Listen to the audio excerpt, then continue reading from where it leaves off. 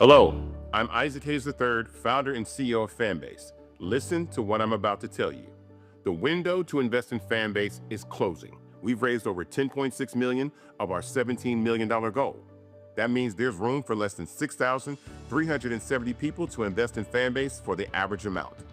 The minimum to invest in Fanbase right now is $399. That makes you an owner in Fanbase today. Go to startengine.com/fanbase to invest. Why? Because current social apps have taken advantage of users for far too long, with content suppression, shadow banning, harmful racist content, and no real tools for monetization and equity. Fanbase has over 1.4 million users and counting, allowing anyone to reach all their following and monetize their content from day one. Social media is the new TV, and whoever owns the apps that distribute that content have the opportunity to own potential billion-dollar companies. While big platforms with uncertain futures are failing to serve their users, Fanbase is stepping up to fill the gap. Don't wait until it's too late. Invest now, invest for yourself and your future. Go to startengine.com/fanbase and own the next generation of social media.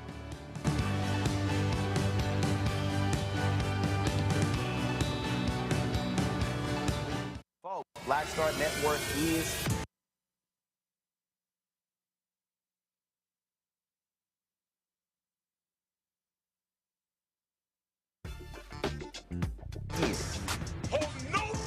I'm real revolutionary right now. Support this man, Black Media. He makes sure that our stories are told. Thank you for being the voice of Black America, Roland. Stay black. I love y'all. All momentum we have now, we have to keep this going. The video looks phenomenal. See, this difference between Black Star Network and Black-owned media and something like CNN. You can't be Black-owned media and be scared. It's time to be smart. Bring your eyeballs home. You dig?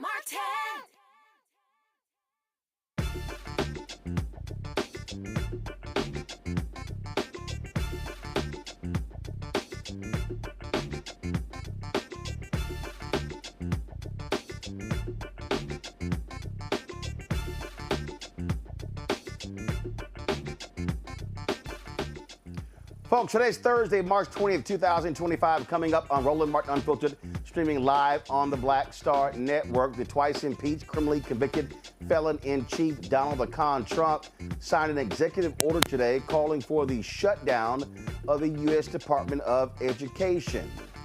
His signature doesn't mean much since abolishing a federal agency requires an act of Congress, but it certainly has ramifications, and we'll talk about those.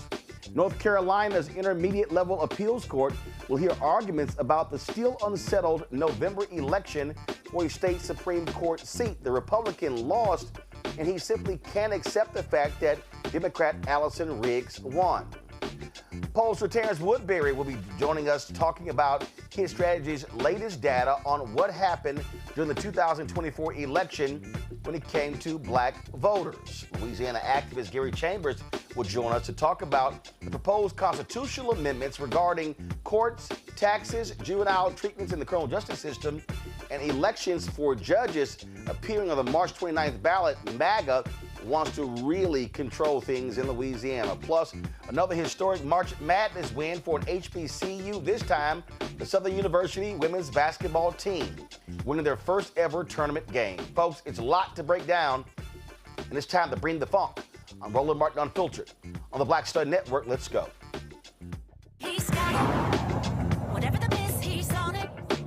Whatever it is, he's got the scoop, the fact, the find. And when it breaks, he's right on time and it's rolling. Best believe he's knowing. Putting it down from sports to news to politics. With entertainment just for kicks, he's rolling.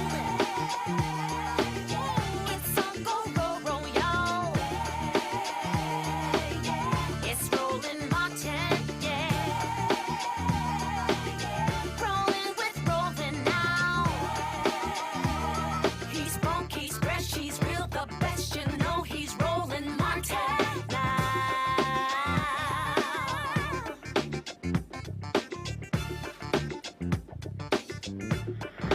Martin. Folks, this is the twice-impeached, criminally convicted felon-in-chief Donald the Con Trump signing an executive order to facilitate the right's long-standing goal of eliminating the Department of Education. That was always the goal of the Republicans and Project 2025, and so that's what they're doing. During a ceremony in the East Room of the White House, this idiot Trump signed the order while flanked on each side by school children seated at desks. While the order recognizes that it would take an act of Congress to completely shutter the department, Trump directed Education Secretary Linda McMahon to do all she can to achieve that goal. The con man said the department will preserve useful functions like Pell Grants, Title I funding, and programs for students with disabilities. Do we have any audio of him talking? If y'all got anything, just go ahead and roll it. All right, so here's the deal. They're going to sit here, and what they're doing is, again, they want to completely gut the department. They've already laid off half of the employees. This is what they have always done and what they want to do. And again, this is what their goal has always been. My panel, Dr. Nola Haynes, she is Georgetown University School of Foreign Service out of D.C., political cis, social media, political activist out of Knightdale, North Carolina. Reese Colbert, host of the Reese Colbert Show, Sirius XM Radio out of Washington, D.C. Reese, I'll start with you. I mean, bottom line is this here. This is always what they wanted to achieve.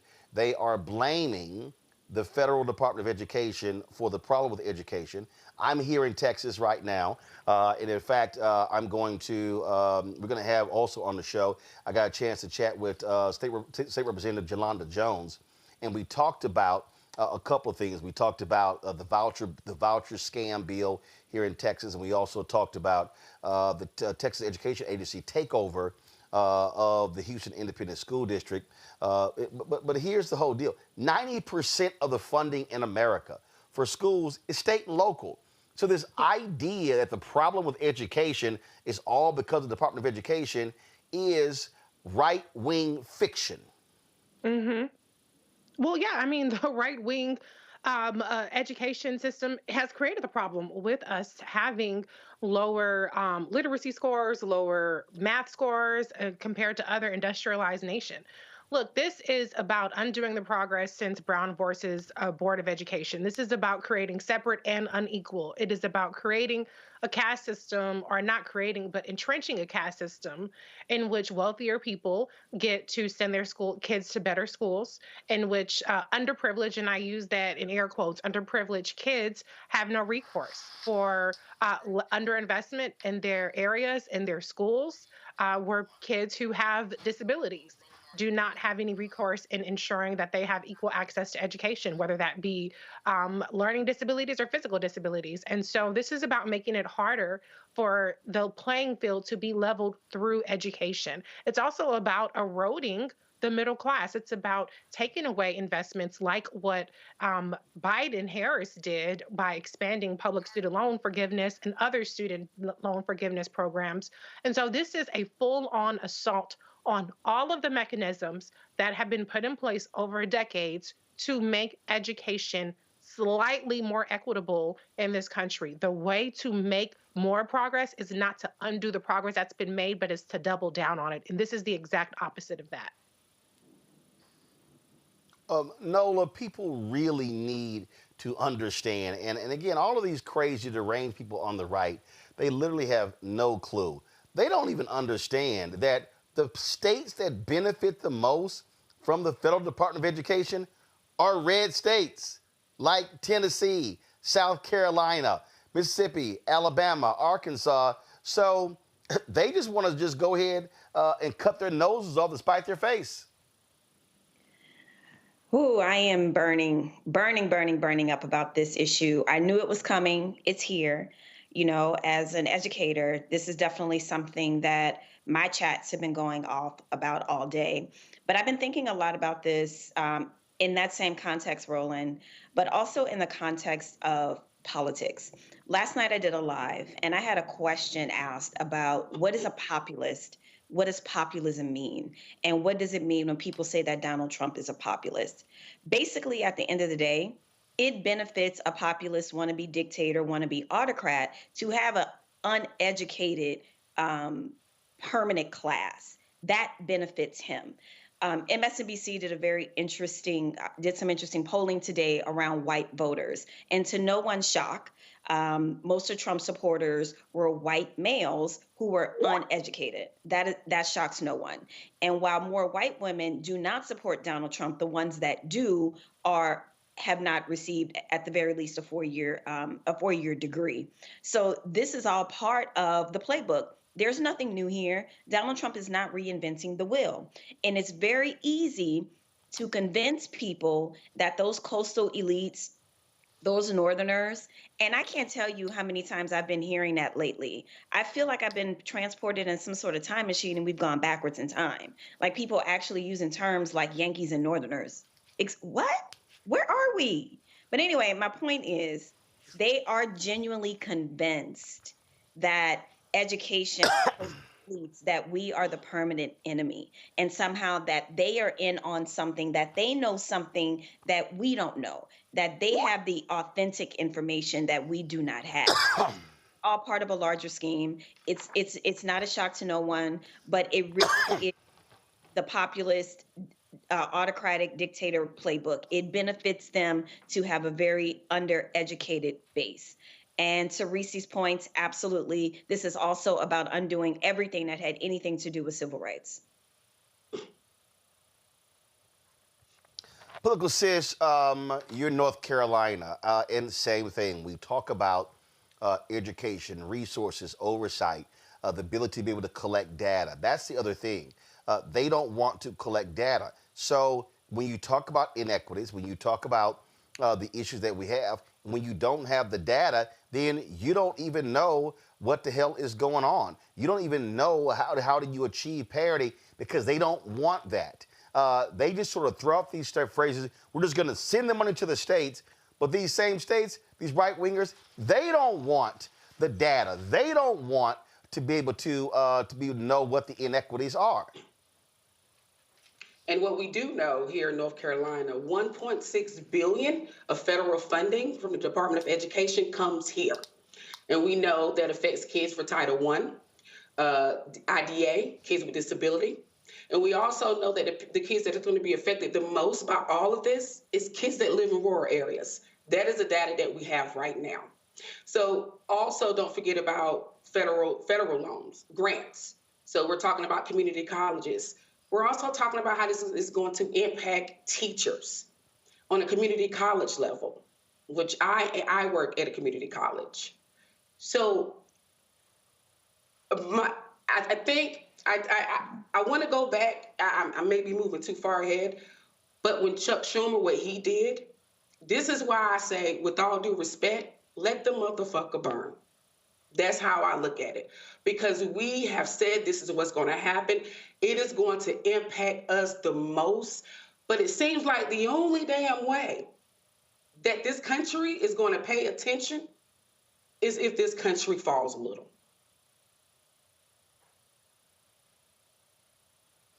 Well, listen, people need to understand what is going on. This is going to continue. There's going to be more of this. And I'm going to say it again, Reese, and I don't care what anybody says. We understand. We know what's going on. Black people are very clear.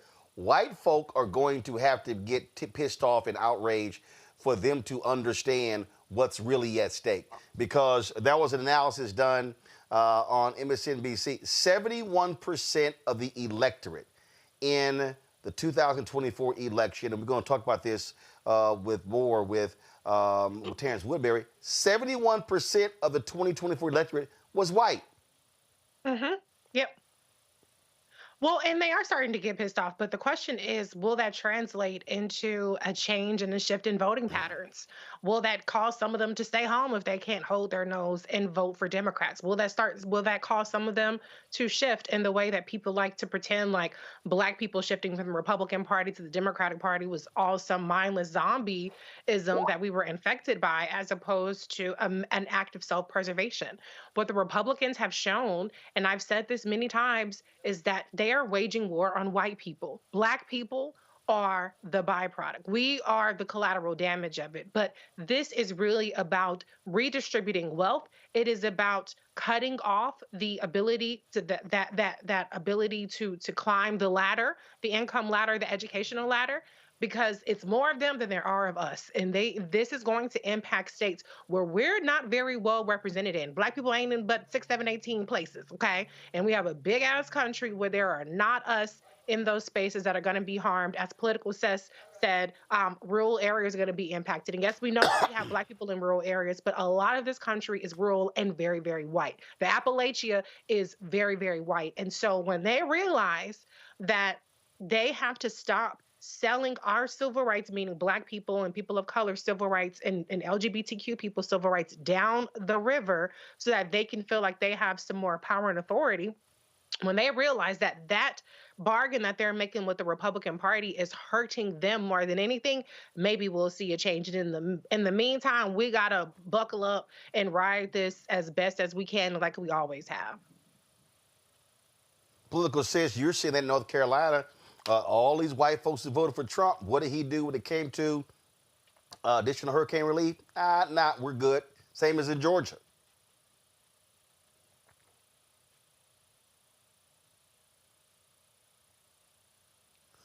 Mute. You're on mute. You're on mute. I'm so sorry. And he's ready to slash there you go. funding now when it comes to hurricane funding. He's ready to slash that right now. I know our governor, Josh Stein, just signed a bill that is directing money towards hurricane victims because we're still suffering from that. But yeah, it's going to be a great impact. They do not see it yet. Some are seeing it, but like Reese said, it's a matter of how many people, how long is it going to take? And with all due respect, when I say let this shit just fall, because they don't get it. They still think here in North Carolina, which is a purple state, they still think that it's going to affect us the most. Like Reese said, in rural areas, the majority of people that live in rural areas are white, poor white folks, who a lot of them don't have transportation, by the way. So good luck with private schools on getting your children there. Pastor? Well, folks need to understand, you are seeing the destruction of civilized society. This is all about oligarchs. It's all about the rich. It's all about billionaires. It's all about white suburban communities, and folks had better understand that as best as they can. Got to go to break. We come back. We'll talk more about how MAGA is destroying America. That's next right here on Roland Martin Unfiltered on the Black Star Network.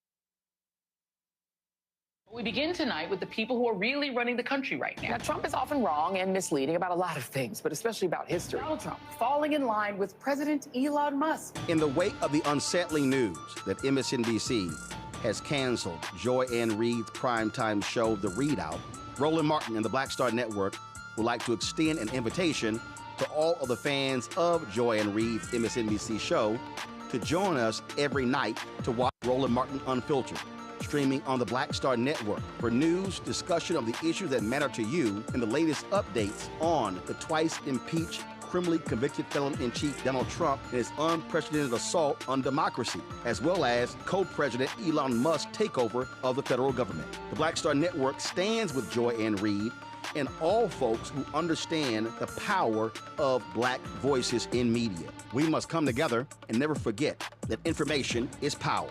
Be sure to watch Roland Martin Unfiltered weeknights, 6 p.m. Eastern at youtube.com/Roland S. Martin or download the Black Star Network app. This week on The Other Side of Change.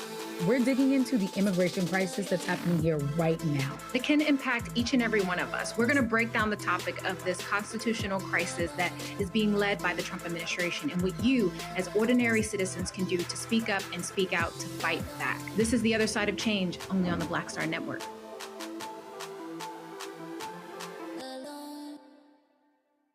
Now that Roland Martin is willing to give me the blueprint, hey, Cyrus, I need to go to Tyler Perry and get another blueprint because I need some green money. The only way I can do what I'm doing, I need to make some money. So you'll see me working with Roland. Matter of fact, it's the Roland Martin and Cheryl Underwood show. Well, should it be the Cheryl Underwood show and the Roland Martin show? Well, whatever show it's going to be good.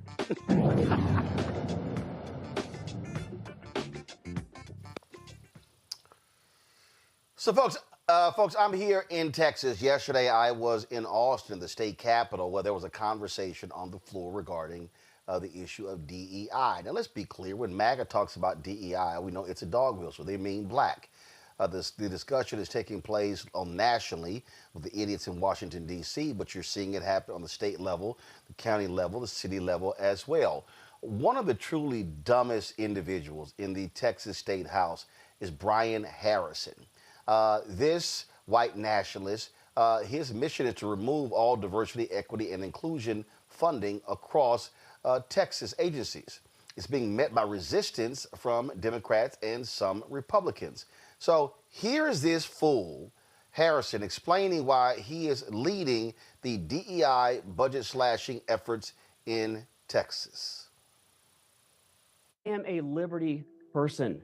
We have gotten far away from the principles and the values that made our state and our country great, of limited government, low taxes, low regulations, maximum individual freedom, free markets, private property rights. And here's what I can never, and I wish every elected Republican would remember this. As government expands, liberty shrinks. My name is Brian Harrison. I'm really proud to represent hundreds of thousands of Texans in the Texas House of Representatives, a position that I've held for about 3 years, ever since I returned home to my home state, native Texas, where I grew up, right on the heels of serving President Trump. I was in his administration for the first term. So when I came home to Texas and ran for office here and got elected, I was in absolute shock to learn that the state of Texas not only still has DEI, but that we are funding DEI programs to the tune of billions of dollars. You know, when I got elected, I was excited to lock arms with all these elected Republicans in Texas because I believed every elected Republican in Texas was fighting as hard for freedom and liberty as those of us in the Trump administration were. And I was shocked to learn that while we have a reputation for freedom and liberty, in many ways, we're just coasting on that reputation. I said, I'm not going to sit here. I'm not going to be silent, and I'm going to cut this off at the source. And I think the best way to do that is to starve it by cutting off all the funds that are going to DEI, because my constituents, they're already overtaxed. Many of them are being taxed out of their homes, and the last thing they want their hard-earned tax money going to pay for is woke, Marxist, facially discriminatory DEI policies. I think it violates the plain language of Title VI and Title VII of the 1964 Civil Rights Act. And depending on how these various DEI policies are being implemented, it is absolutely clear that it is illegal to discriminate against people on the basis of their race or on the basis of their gender. And some of these programs that I have uncovering, including... I'm sorry, I couldn't listen to more of that bullshit. Now, this is the individual. Remember when we played the video of the sister who was the chair of the Texas Water Development Board? Remember we played that video? Well, remember when she broke down in tears because she was being defended by a black state rep? Brian Harrison was the asshole who was questioning her. So just understand what we're dealing with here. And you know, this is a moment, Nola, where I really need African Americans not to play this BS game that these people love. Because let's be real clear, with the impeccable credentials of Supreme Court Justice Ketanji Brown Jackson, they call her a DEI hire. You can be a black woman or a black man who's the CEO of a Fortune 500 company. They're going to call you a DEI hire. And so here's what we do. And I get it. The natural reflex for many of us is to defend ourselves by citing our credentials. I have this degree. I have this degree. And then what we do is we fall into the same trap of I went to Harvard. I went to Yale. These white races, it doesn't matter. You could literally sit there and say, I have 3 PhDs as a rocket scientist, and they're going to say, you're still a DEI hire. So we need to be fortifying black folk to, first of all, say with all of your chest, kiss my ass.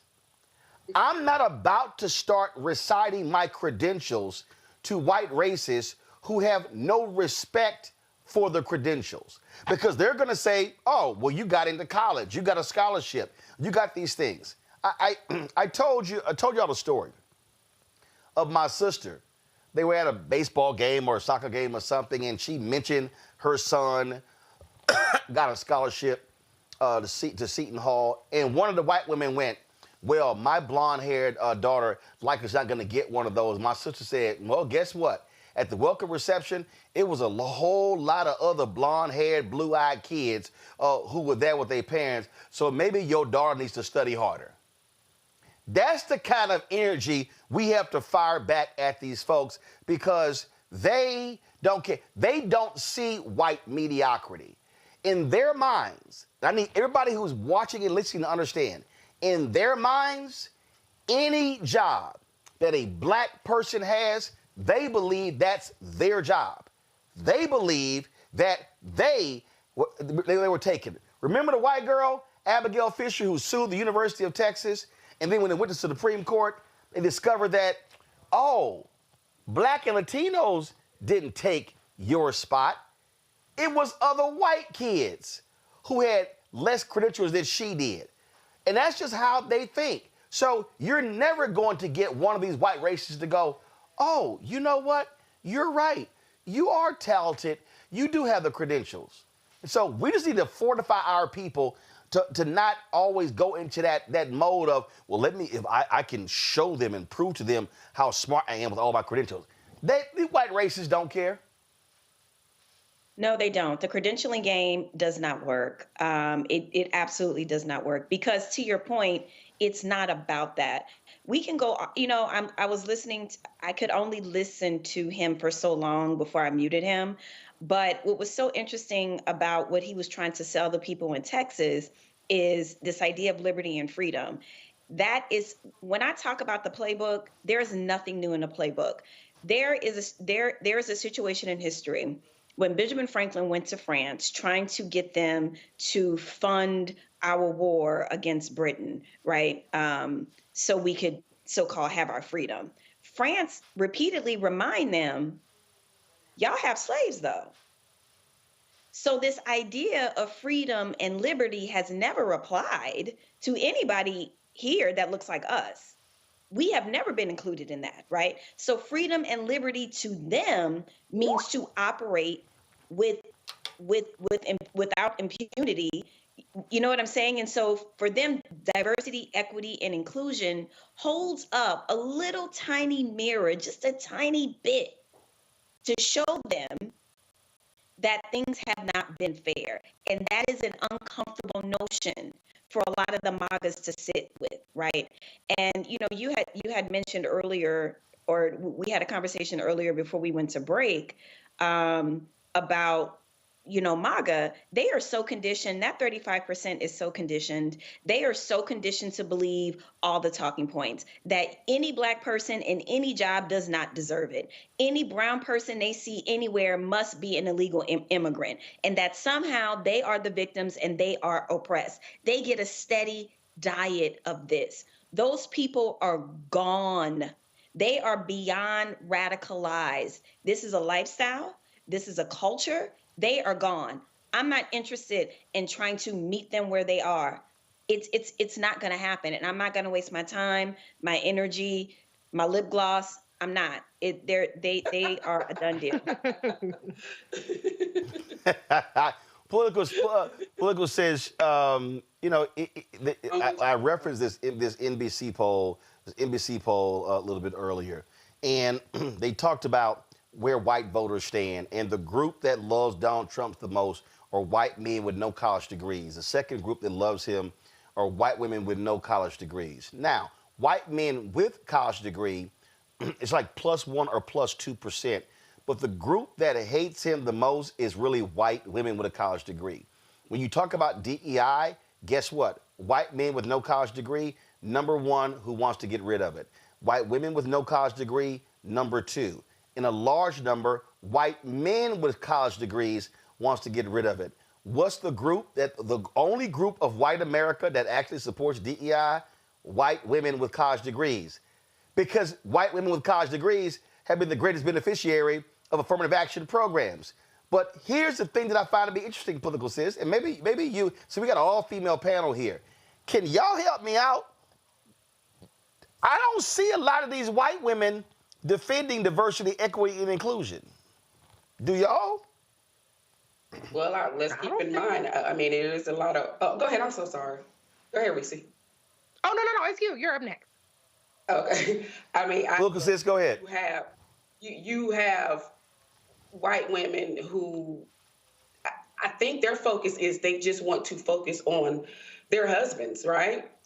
Forget about me, because like you said, it's the majority of white women who focus on keeping DEI, or white women with education, right? So, when you look at the people who came out and voted for Trump a lot was white women in rural areas. That's what we saw in North Carolina, right? And these women walk around here with no damn teeth in their mouth, oxygen tanks and shit, worrying about their husbands. And their husbands, by the way, are veterans, right? They're veterans who now they're finding out, guess what? Their asses benefited from DEI. So again, it goes right back to letting that damn ship sail. Go down. Reese, Reese, bottom line is here. These attacks on DEI are about attacking the economic independence, if you will, and the economic infrastructure of Black America. That's what this is all about. 100%. First of all, fuck them. We ain't got to explain our credentials to them. They'll never be satisfied anyway. But we are obligated to correct the record. So when this fuckface Harrison is saying that $1 billion is spent on DEI, it's not $1 billion spent on DEI. When there are contracts that have DEI provisions, which, by the way, as you pointed out, Roland, tend to go to white women, because white women are considered minorities, so women own businesses and things like that.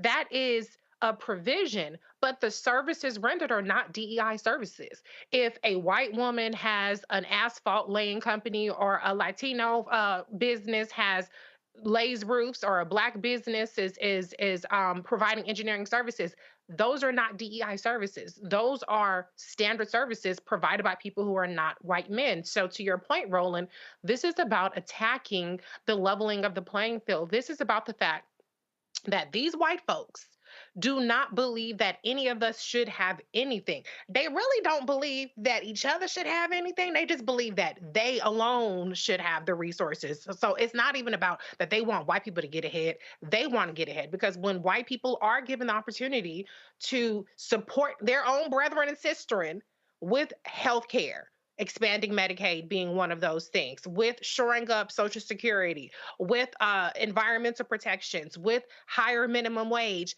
they still give their votes to Republicans. So it's not even just a matter of they don't want us to have anything. They want to keep everything for themselves. And I don't think that's a problem we can solve, but we can correct the record.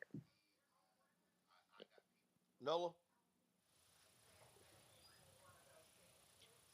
It is an economic situation, and it's an economic situation, and it's also the fact of how dare we shouldn't be having this conversation. A black man shouldn't have his own network. I shouldn't have my PhD. Reese shouldn't have her own show. Politics Sis shouldn't be here.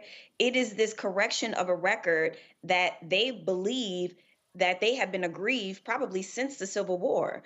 There's been some very interesting kind of migration tracking that's been going on, talking about how the white Southern migration, how we had a lot of those folks on the West Coast, like in Colorado and all those different places, you know, during the gold rush and all those different things.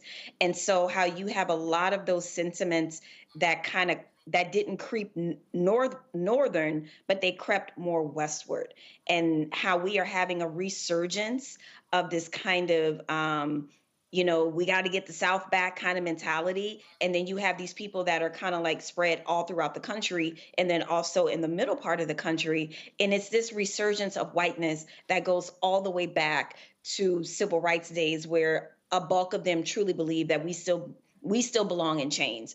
So dismantling diversity, equity, and inclusion, dismantling critical race theory, weaponizing wokeism has everything to do with what that congressperson was talking about in Texas about their concept of freedom and liberty. So to say that it's an economic argument, absolutely it's an economic argument, in that they blame us for getting our freedom and messing up their cotton, messing up their generational wealth. So how dare we want to equal or level the playing field on in any regard, because they don't believe that we're supposed to be here at all anyway in the first place. Well, folks, we often talk about we often talk about the results of voting or not voting. And we show this over and over and over again. And when we talk about what's happening in the nation's capital, black turnout actually went down. There were people who decided to stay at home. We talked about that story in the New York Times where they talked to a 39-year-old black woman in Milwaukee, battleground state, who said, well, I thought Trump was going to win, so therefore I just didn't vote. But now she's a teacher aide. Now she's complaining. So, of course, they're shutting down the Department of Education, or trying to, which is going to impact her. But she actually chose not to vote because, well, she just thought that he was going to win. Louisiana, same thing. Significant number of black people, a massive black population in Louisiana. And a lot of those folks didn't vote. And that's how MAGA Governor Jeff Landry, who was previously Attorney General, that's how he won. So guess what? In 9 days, voters in Louisiana have another election. They're going to decide on 4 proposed constitutional amendment for the state constitution. The changes concern the courts, taxes, juvenile treatment in the criminal justice system, and elections for judges. Activist Gary Chambers joins us right now from Baton Rouge. Gary, glad to have you here. Before we walk through, again, these amendments, and we know what happens, this is what some call an off election. And so these things typically pass because there is absolute small turnout. Are you seeing any signs that black people in Louisiana are waking the hell up? Well, thank you for being a part of this conversation. As always, Roland, you elevate our voices here in Louisiana. But yes, I just finished a statewide tour with the Power Coalition going to Shreveport, Lake Charles, the river parishes, New Orleans, and my hometown of Baton Rouge to stimulate the conversation around these taxes, around this juvenile justice amendment that would allow more juveniles to be incarcerated as juveniles in the adult penitentiary. Not a single one of these policies is a benefit to the people of this state. And we have been moving the conversation to make sure that people knew about it. I hope that if a sleeper election gets 5 to 10% more people to show up that say no to all 4 of these amendments, that before the legislative session starts, that'll send a message to the governor and the legislature that these policies are not the direction that the people in this state desire to go in. And let's be clear, Jeff Landry wants to lock up more black people. And when he was Attorney General, didn't he want to release or make public the juvenile records of folks in what? It was only, 2 counties, the largest 2 black counties in the 2 parishes, largest 2 black parishes in the state? Absolutely. There was a policy that he was pushing as Attorney General as well as governor. In his first special session, he already made it, passed laws and signed into law more policies that would allow juveniles to go from juvenile penitentiaries to adult facilities.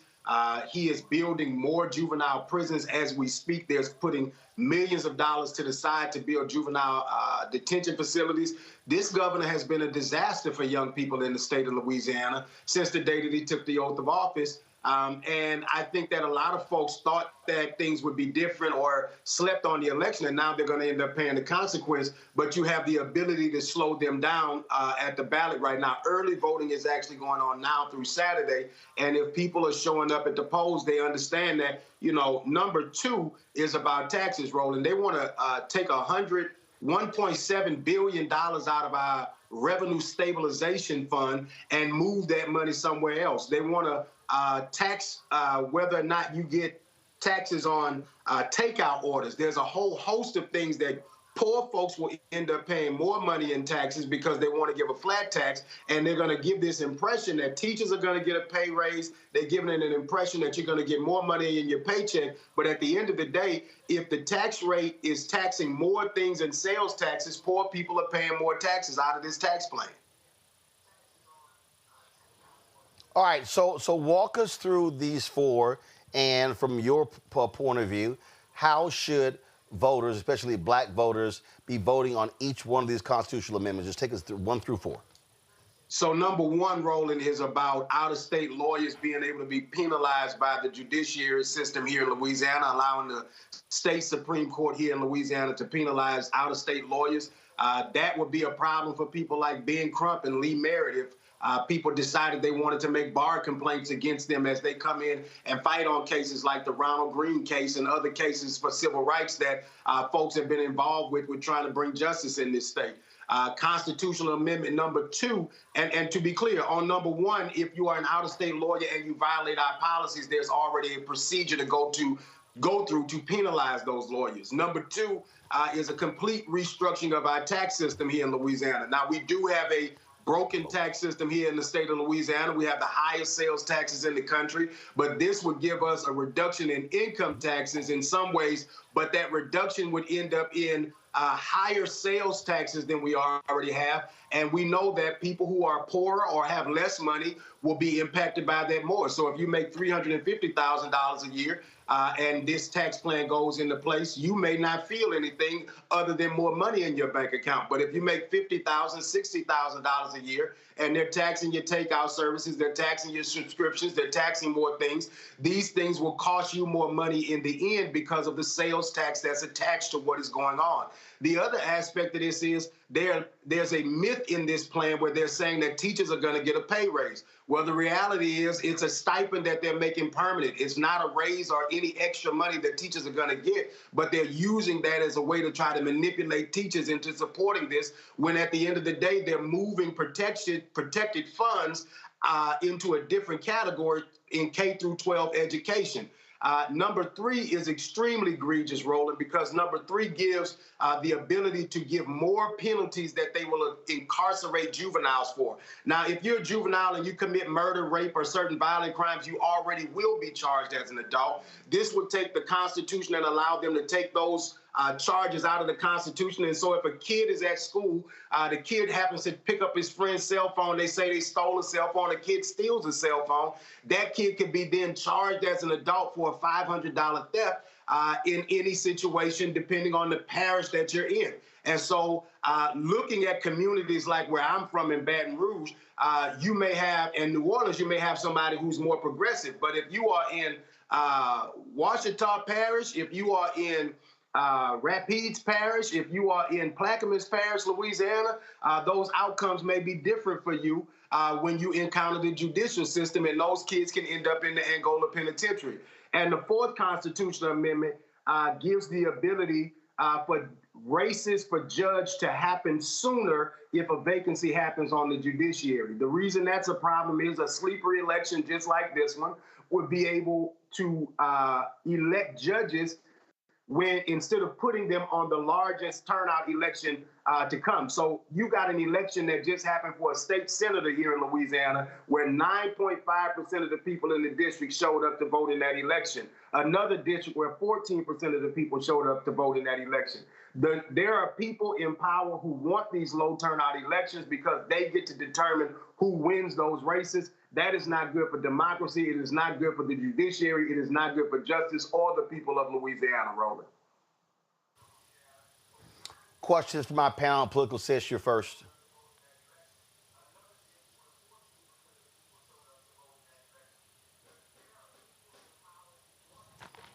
Political Sis, can you hear me?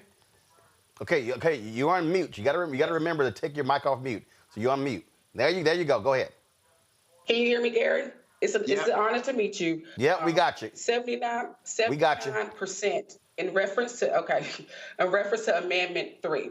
79% of juveniles in secure settings, meaning like a detention center, that is what they're black men, black young boys, versus 14% of white. And it's the same around the high percentage points when it comes to non-secure settings, like in the custodial settings.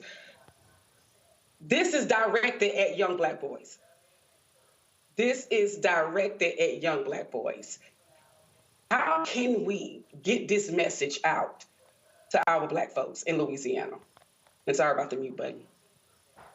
Well, this is a part of the conversation for us. That's why we did these town halls all over the state. That's why we're glad Roland is here. I saw Sheriff Susan Hudson in New Orleans at the Super Sunday this last Sunday, talking to thousands of people in New Orleans about the need to get out and vote in this election. People are sounding the alarm that this is happening. We just need as many people around the country helping echo that so that people in this state pay attention to what's going on. We believe that this is a critical juncture for us as a community, as a state, because this is the opportunity to reject the policies that this legislature continues to try to jam down our throats.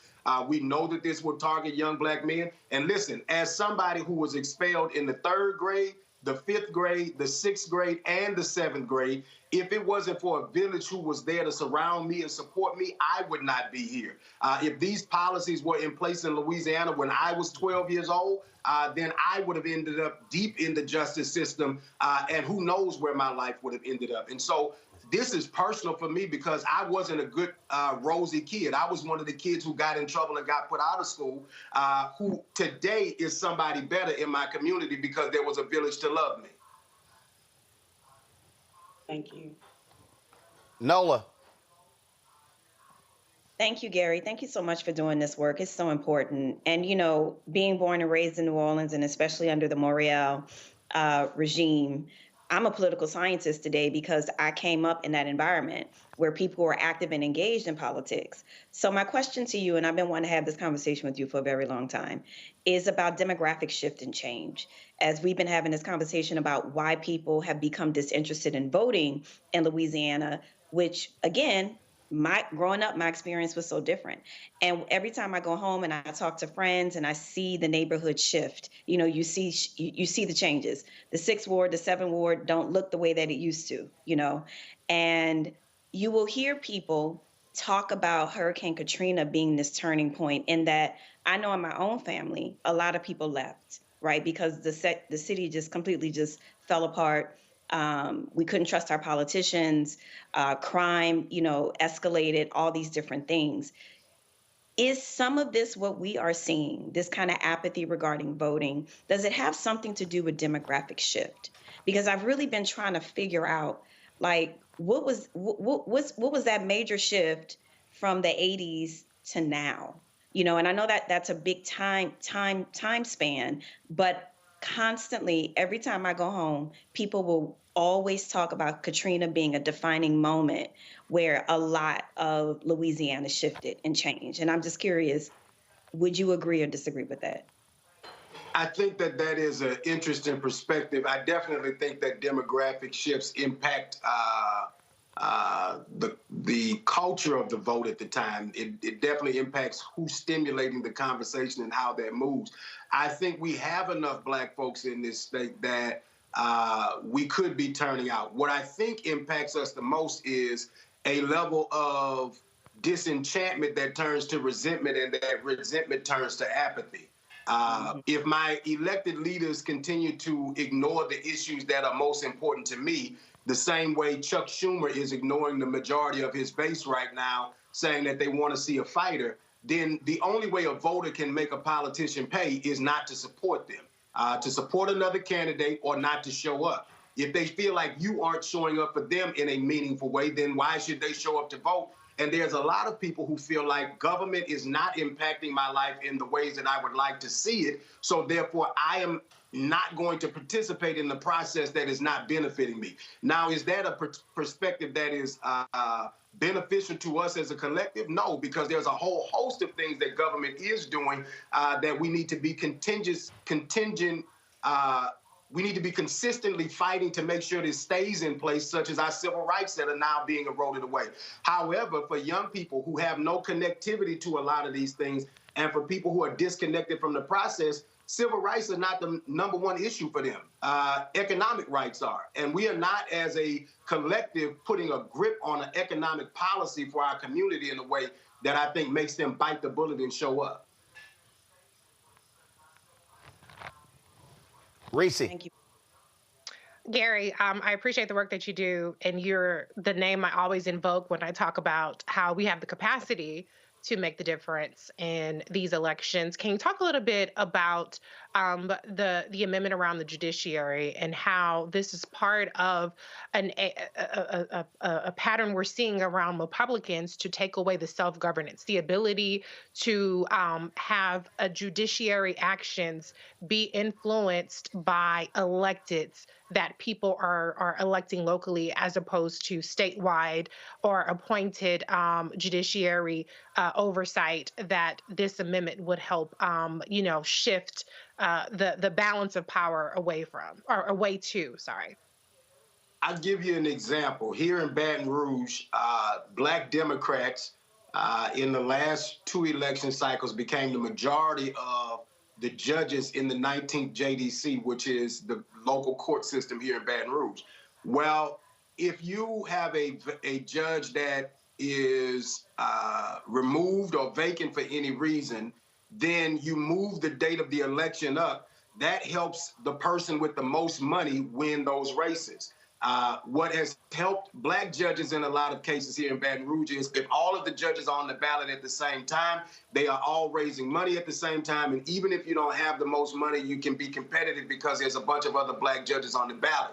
When you're the only black judge and you're struggling to raise $50,000 to be competitive in a race where somebody else may have $150,000 at the drop of their hat, that means that that person is more competitive. It means that they get the majority on the local bench. And when they have the majority on the local bench, they determine the makeup of the court, what the court looks like, and how the court activates within your local community.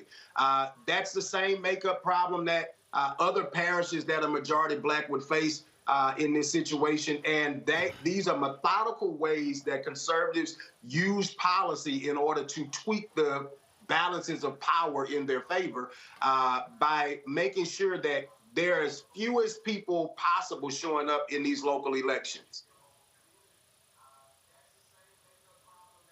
All right, then. So, Gary, early voting is happening right now. When does it end?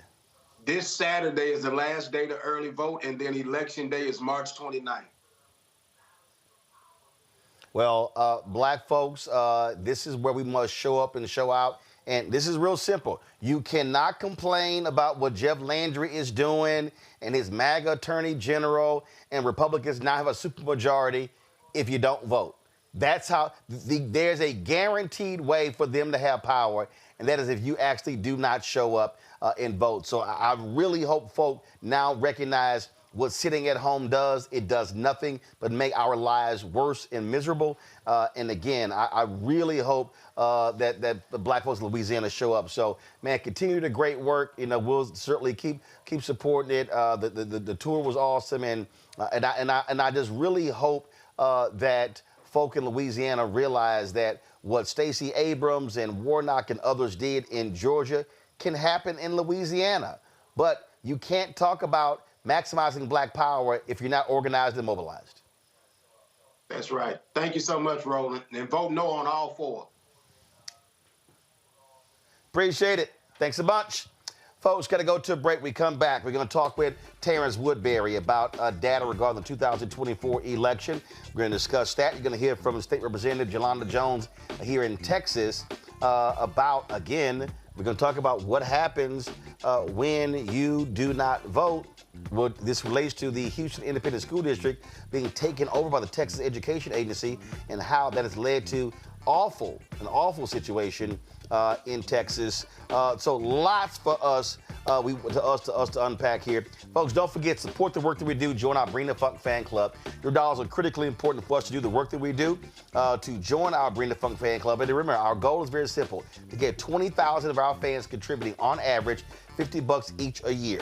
That's $4.19 a month, 13 cents a day. That $1 million is critical to fund the things that we do, the live broadcast we do on the road, our staff, all of our functions, plus not just my show, but the 4 other shows that we have on the Black Star Network. And our goal is to add 2 to 3 more shows, to add staff writers. We want to turn blackstarnetwork.com into a news portal. But all of that takes dollars. You don't have these ad agencies, Publicis, IPG, Group M, Horizon. They aren't sending dollars our way. And so we have to make this happen. We've had tremendous growth, starting with 157,000 YouTube subscribers on September 4, 2018. Today, 1.76 million, on our way to 2 million. And so we're making it happen, but your support is critical. So if you want to use Cash App, use the Stripe QR code. This is the QR code on the screen right now. If you're listening, go to blackstarnetwork.com. You want to use Stripe, you can use Stripe for Cash App, also for credit cards. Checking money orders, P.O. Box 57196, Washington, D.C., 20037-0196. PayPal, R. Martin Unfiltered. Venmo is RM Unfiltered. Zelle, Roland at RolandSMartin.com, Roland at RolandMartinUnfiltered.com. And a bunch of y'all have been telling me you've been getting your shirts and your sweatshirts. So y'all do me a favor, post on social media or send me an email, and then we'll show folks, we'll put it on the air. People rocking their Roland Martin Unfiltered swag. If y'all want to get your swag, go to rolandmartin.creator-spring.com. Get your FAFO 2025 shirt. Get your Don't Blame Me, I Voted for the Black Woman shirt. All of that, rolandmartin.creator-spring.com, or just go to blackstarnetwork.com. Back in a moment. Next on the Black Table with me, Greg Carr. We look at the history of emancipation around the world. including right here in the United States, the so-called end of slavery. Trust me, it's a history lesson that bears no resemblance to what you learned in school. Professor Chris Manjapra, author, scholar, amazing teacher, joins us to talk about his latest book, Black Ghost of Empire, The Death of Slavery and the Failure of Emancipation. He explains why the end of slavery was no end at all, but instead a collection of laws and policies designed to preserve the status quo of racial oppression. The real problem is that the problems that slavery invented have continued over time. And what reparations are really about is saying, how do we really transform society, right? And stop racial violence, which is so endemic. What we need to do about it on the next installment of The Black Table, right here on the Black Star Network. This week on the other side of change. We're digging into the immigration crisis that's happening here right now. It can impact each and every one of us. We're going to break down the topic of this constitutional crisis that is being led by the Trump administration and what you, as ordinary citizens, can do to speak up and speak out to fight back. This is The Other Side of Change, only on the Black Star Network.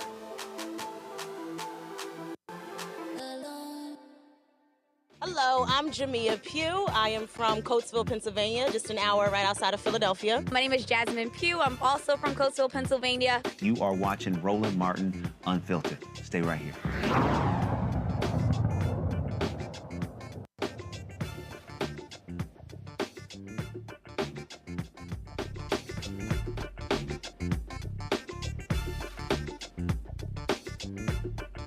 Folks, we talk about elections. What do I keep saying? Elections matter. In the last election, black voter turnout dropped. A lot of people stayed at home, not just African Americans, Latinos, young voters as well. And so what really happened? How did Vice President Kamala Harris lose to Donald Trump? He's running around talking about this mandate he got, and he got this and got that, won all these counties, all these things, and you got a bunch of people hollering, talking about, yeah, it was a mandate, but the reality, was it really a mandate? Well, Terrance Woodbury, Hit Strategies, has really been going through the numbers, but also been doing focus groups, getting a sense of what happened, and so he joins us right now. Terrance, glad to have you here. Let's walk through the data. So give us the top line of what you have discovered, what happened in November, especially with African Americans. Absolutely, Roland. Thank you for having me, man. Look, Hit Strategies has been poring over exit poll data, voter file data, and sitting with black voters in focus groups since the election to really understand what happened. Where was there underperformance? Where was there underperformance, and why? Why did it happen? There's a couple of trends that we're starting to see here, man. Number one is that Democrats, frankly, underperformed with all of their base voters. Every group that you would consider a Democratic base voter, we got less votes with. That includes Black people, Latinos, young voters, voters of color, men of color, urban voters, working class voters, all the groups that you would consider. The one I want to focus on, because we've talked a lot about the gender and the generation gap between black voters, that black men and younger black voters are showing up a little bit different than some of their counterparts. Well, black men, compared to any other group of men of color, held the line. Only 2% drop off from Joe Biden's 79% support amongst black men to Kamala Harris's 77%. Again, that's the smallest drop off of any group of black voters. What concerns me there, Roland, is the trend over time. It is not that that we lost 2% of black men in this last election. It's that we lose 2 to 5% in every election. And that's how we go from the 92% of black men's support for Barack Obama and 82% of black men's support for Hillary Clinton to 77% for Kamala Harris. I want to be clear that Democrats don't just have a black men problem. Democrats have a men problem, especially young men, especially men of color, and that's exactly what we've been digging into. So what's the reason behind that problem? What are they saying? And how do you fix it? Yeah, so there's a couple of things that we're seeing here, and these are trends we've been lifting for quite a while. The first is that on some of these social issues, Roland, we are discovering that Democrats really don't know how to talk to black folks about issues of gender, sexuality, race, the role of of gender in society. In fact, and when we, in fact, I just want to show you, read you some of the poll numbers here. Amongst men of, I'm sorry, amongst black men, I'm sorry, amongst all black voters, 66% of black voters agree that men should be head of household. My mama agrees with that. My daddy agrees with that. 59% of black women agree with that. 75% of black men agree with that. But why does that matter? Because when in our research as a Kamala Harris pollster, as one of the posters for this campaign, when we discover that there are some groups of voters that have concerns about voting for a woman, well, we shouldn't wag our finger at them and shame them and tell them there's something wrong with them, because that's not what we're seeing in this data. In fact, when they say that men should be head of household, we know that a lot of black folks get that from church. They got that from the pulpit. They got that from their pastor. They got that from their Bible. And so we're asking them, we're telling them that their Bible has been wrong. And so instead, what we need to do is offer an alternative vision of society where gender roles are evolving and where there is absolutely a role for men in it, and that not all masculinity is toxic. But what is that non-toxic masculinity that we're embracing on the left? What does that look like? How do we demonstrate examples of it? And how do we make black men feel like they're a part of it? So Gavin Newsom has this podcast where he recently broke from Democrats when it came to the issue of transgender. Donald Trump, MAGA, was highly successful last year in running, more than $200 million in ads, specifically dealing with transgender surgeries for inmates, but also, as they frame it, men playing women's sports. And I can tell you individually, I heard from black men who were very supportive of Vice President Kamala Harris, very supportive of Democrats, who were like, yo, they're right. And what a lot of people don't understand, and let's be clear, the Harris campaign blew this off like it was no big deal. In January, February, and March, MAGA, the MAGA PACs were running these ads on black radio stations in Detroit, in Atlanta, and other places. They were essentially testing the ground. They came back awesome. What then happens? That clip of Charlemagne and DJ Envy saying, I don't want transgender prisoners getting surgeries, was the second most effective ad out of all the ads that Trump and MAGA ran. So what does your data say on that issue? Because a lot of Democrats, let's just be clear, coming out of Black Lives Matter, I heard people say, yo, how has this become such a dominant issue? Is that also one of the cultural issues you're seeing show up in your research? Yeah, that's exactly right, Roland. I'm glad you brought this up because there was some misperceptions about that trans ad. I'm glad you described it the way you did, because a lot of people remember that very famous tagline, she's for them and they, and I'm for you. But what they often forget there is that it wasn't just about trans folks. It was about using tax dollars to pay for trans surgeries. And what we're seeing in our data is that the zero-sum politics that really does represent Donald Trump, that for other people to get more, you have to get less. Well, we're seeing that in our data. In fact, 59% of black voters believe that the gains of the LGBTQ community come at the expense of the black community. 59%. 64% of black voters believe that the gains of the Latino community come at the expense of the black community. But I want to correct some misperception here. When I see those numbers, 59% of black folks saying that they agree with that LGBTQ gains come at their expense. That's not an anti-LGBTQ number. That's not an anti-trans, anti-gay number. What I see there is a pro-black response that when I look at the black community, I see that we're not getting what we need. And folks that are feeling that pain in their communities need a reason for it. This is just, basic human psychology. I said this on a podcast recently, that when your life sucks, you want to understand why it sucks. And if the person asking for your vote can't tell you why it sucks, then how can they unsuck it? And so Donald Trump came along and told groups of people that the reason that their lives that the reason that they're feeling this pain in their communities is because another group is getting more. Is because immigrants are taking Black jobs. Is because trans people are taking your tax dollars. Well, what Democrats have to do is, one, we need to learn how to talk about some of these hot button issues in ways that resonate with Black folks, but we also need to give people a reason for their pain. Why don't you have what you need? Why does your kid's school not have what it needs? Why does your community not have the resources that it needs? And if it's not going to be because of trans people, and it's not going to be because of immigrants, and it's not going to be because of DEI, then what reason are Democrats going to give? And I think our data gives us some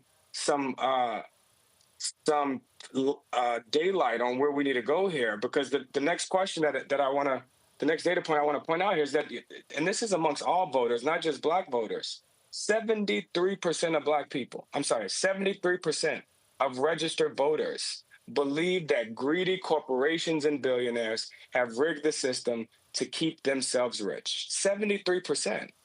And so while the MAGA and Trump are telling communities of color and immigrant communities and LGBTQ communities that all of their problems are because of other people, at the same time that he's giving the keys of the kingdom to Elon Musk, the richest man in the world, at the same time that Donald Trump's cabinet is the wealthiest cabinet in the history of America, worth over $700 billion inside of Donald Trump's cabinet, if you include Elon's $400 billion, which has dropped rapidly due to some of the protests of the communities we're talking about. But if we're not able to offer the alternative, that it is not because of the person that has less than you that you have less, it's because of the people that are hoarding all the resources at the top, that are pillaging our government, and that are cutting services for the least amongst us in order to make themselves rich. I could tell from the data, Roland, that not only Black folks, but Americans will believe that, and we can begin to mobilize the multiracial coalition that is being splintered by these zero-sum politics. So your biggest three takeaways, you said that in number three, voters trusted Trump on the issues they cared about the most, the economy and immigration. I bet they sure as hell are regretting that. But let me break that down. First of all, 10 of the last 11 recessions, Republicans. The Republicans have messaged their way into getting people to believe they're great for the economy. No, they're great for major corporations and tax breaks. They're not great for the economy. And the reality is Biden-Harris is better. They were just horrible at the great things that they actually did. Even on immigration, Biden was even right now, Biden was deporting more people every week than Trump is. But here's the difference. Biden didn't have his Department of Homeland Security secretary out there playing dress up, doing photo ops, photo shoots in gear. She wearing every damn piece of swag they got in Homeland Security. What Donald Trump has done, and this is also tied to messaging, he has turned immigration, deportations into a television show. The Democrats, Biden-Harris, they did it quietly. And so this is one of those things, it shows you that, wait a minute, Biden-Harris, you were deporting more people than Trump actually is. Hell, Trump fired, I forgot which department, because they weren't deporting fast enough. They were still behind. But the difference is they are showing it, they are messaging what they're doing, whereas Biden-Harris did not. Just talk about that. Your assessment of that. That's exactly right, Roland. Democrats really have to get into the game of political theater. I've argued for a long time that our politics are post-policy. Americans agree with us on policy. Black folks agree with us on policy. Young people, people of color, men of color agree with us on policy, from gun control to immigration to not immigration. That's the only one. Immigration and economy are the only ones that they don't agree with us. But on all of these issues, healthcare, student loans, gun control, climate, they agree with Democrats overwhelmingly on policy. We are losing them on the storytelling. And a part of that is because we're not lifting up the stories of the folks. Even at this moment, at this very moment, Donald Trump's approval rating today is higher than it was in his first term, higher amongst all voters, but even twice as high amongst black voters. In Donald Trump's first term, he had a 15% approval rating from black folks at this time in his first term. And now Donald Trump has a 32% approval rating amongst black folks. And that's because we're not connecting the dots on how the actions that he's taking are hurting black communities, are hurting black people.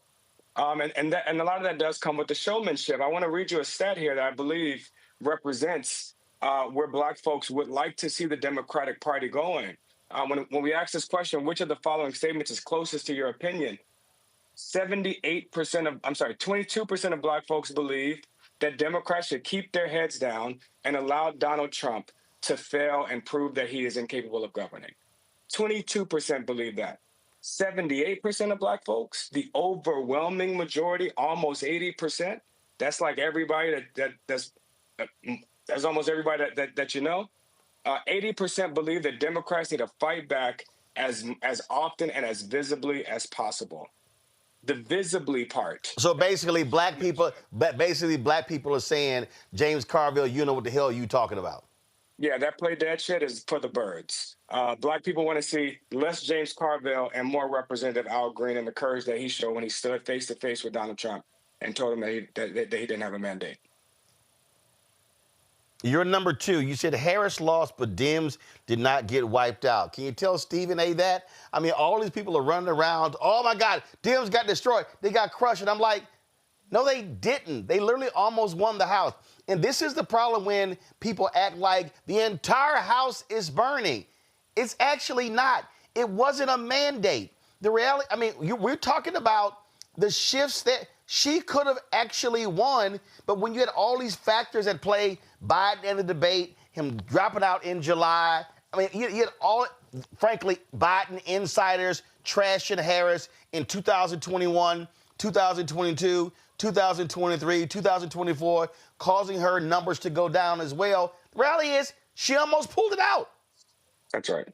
That's exactly right, Roland. Look, Kamala Harris was able to close a double-digit deficit. Joe Biden was down double digits in battleground states. He was down more than 20 points amongst young people, almost 20 points amongst black people. Kamala Harris joining the ticket closed that gap in just over 100 days. She was able to close that gap. And in fact, she won 73 million votes. That's the second most votes ever by a presidential candidate, second only to the person that beat her in the same election. That means that Kamala Harris got more votes than Joe Biden when he won. She got more votes in Georgia, in North Carolina, in Michigan than Joe Biden got when he won. And so this idea that there's a mandate, if anything, I would argue that there's that the country is split and there's a mandate for the other half for the other half of the country that didn't win, that there's a mandate for us to start representing the opposition and not the minority. That folks that have, regardless of what party you're a part of or who you voted for, if you see what's happening and disagree, you are in fact a part of the opposition. That was 73 million people that saw the MAGA shit that he was presenting and said no. And that is a growing coalition, including 10% of Republicans who voted for him and disapprove of the job that he's doing. And so there's an opportunity here for Democrats to really mobilize this growing opposition of folks that would like to see more Democrats fight back as much and as visibly as possible and not roll over and play dead the way James Carville is encouraging them to. Your number one, and we're going to talk about this before I go to my panelists for questions, something that we've said, I consistently said during the campaign, you got some of these Negroes out here like, oh, Roland, you got $350,000 from the Kamala Harris campaign for ads, but they want to ignore the other $599,700,000 that was spent on ads that largely white media got. You said underinvestment caused significant erosion to Democratic base, could signal a realignment if not corrected. The bottom line is this here. The people who are more likely going to vote for you is your base. You must shore up your base. I'm sorry. I was there the day before the election. That damn Kamala Harris rally in Philadelphia was fucking obscene. It was obscene. And I mean, I was standing there, we're covering it, and I'm like, I wonder how much all of this costs and if they put this much money into the ground game in Philadelphia alone. When we were in Houston, I'm born and raised in Houston. I love my city. But the rally before the election in Houston was dumb.